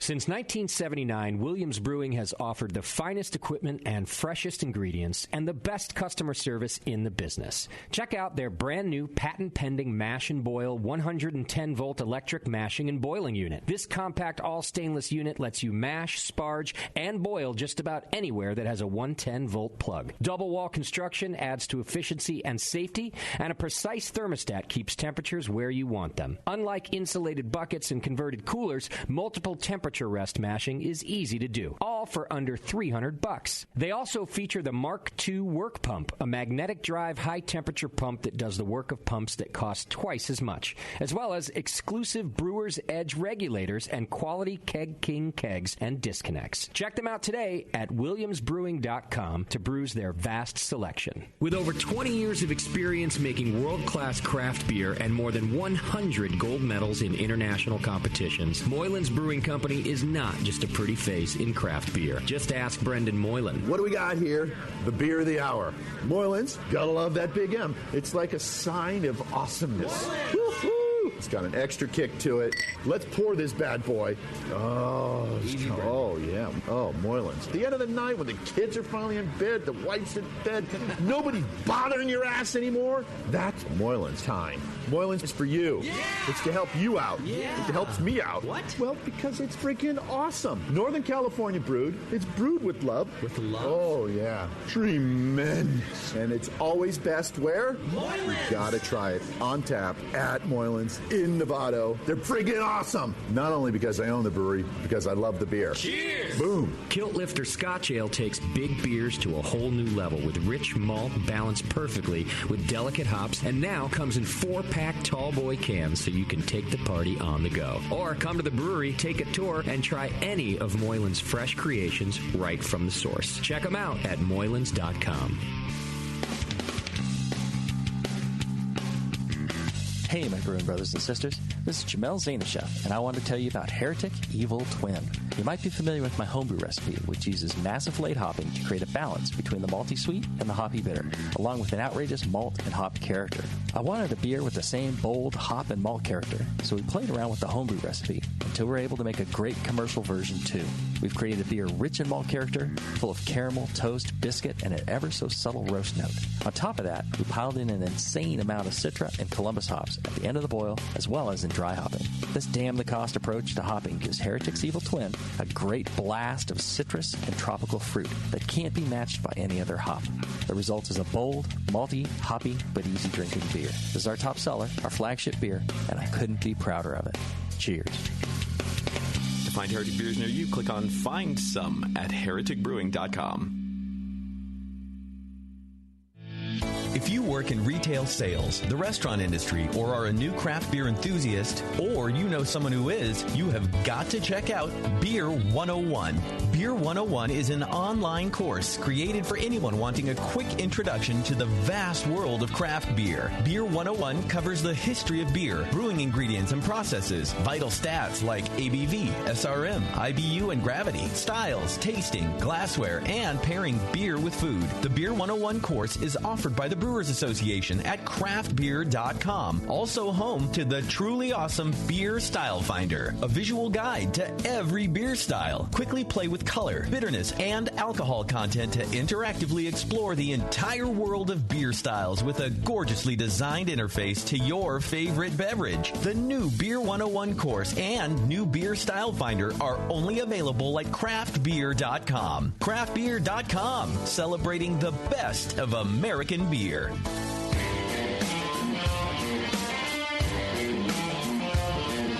Brewcasters are back. 888-401-BEER. Whatever. All right, a few more things to do here on the session, everybody. And then we're going to get out of here. But first, I do want to remind you, of course, in case you could forget, about Beersmith. You can go to beersmith.com, get your 21-day free trial of the best brewing software there is anywhere. Brad's over there constantly making improvements, constantly trying to push what he can do to upgrade your home brewing. So why not let him? Beersmith. That's pretty good. Stop fighting him. Stop fighting. He just wants to be inside of your home brewing. It's fine. Help him help you. Right. It's fine. It's fine. Go to beersmith.com. Look, you get it free for 21 days. I don't know how you can go wrong with that. Okay, Warren, let's talk about Twitter game. All right. So because I did such a great job getting us locked out of Twitter. You did great, by the way. Yeah. That. It helped that you fed me the wrong password information for the first half. No, I didn't do that. I didn't do that. I told you exactly what it was. Oh, okay. Yeah. But I thought you were talking about something else because you didn't clarify. The password for a different Twitter account. Right. Yeah. Which was Biscuit69. Right. And I thought that you meant the Wi-Fi password. I didn't need access to Justin's Wells Fargo account. Account ending in 4927? Right. Yes, that one. Okay, got it. Okay, right. So we have a total of 3 to choose from. Okay. Yeah. Let's do it. A total of 3? Yeah. Oh, because we were only up for like 20 minutes. Exactly. It's not been that long. I remember this. Yeah. That's too bad. Okay, so I don't have to vote shit. I don't have to write shit down. I love it. The quality didn't suffer, though. Okay. I don't think. Well, that's good, I guess. Yeah. Speaking of good, Neshaminy Creek Brewing, Warren, has been on the Philly beer map since 2012. Just recently took home their 4th Philly beer. What are you breaking? I don't know. Okay. Oh, no. Warren's nuts are falling off. They recently took home their 4th Philly Beer Scene Magazine Award for Brewer of the Year 2014 through 2017 and 3rd for the Brewery of the Year. They have a 2-time GABF Vienna-style lager medal winner. Also a bronze for their smoked lager in 2016, which I think just did something. Maybe did it? I think their smoked lager just won something. I know that Jeremy sent in a bunch of beer for us, addressed to Scott, and Scott has it all. So we don't have any beer. So that's fine. Large and expanded and recently renovated tap room. 24 beers on tap, 18 of which are rotating and seasonal or limited beers. They have a variety of styles: hoppy double IPAs, sessionable, poundable lagers, oak fermented saisons, sour beers. All them Johns for your John hole. Free brewery tours on Saturday. Check out NeshamonyCreekBrewing.com. Jeremy's a good dude out there. Okay, sorry. Go ahead, please, Warren. I've got my mic boom thing fixed. Okay. The nuts are falling off over here. All right. It happens as you get older. Let's see.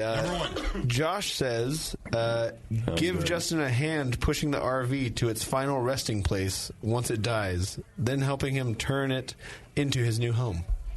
Okay. You'll lose some weight. You're going to lose some weight pushing the bunker RV around? Gotcha. Yeah. And then, probably digging a giant 26-foot-long hole to bury him in? And then building a porch for his RV to just sit at, I guess. Yeah.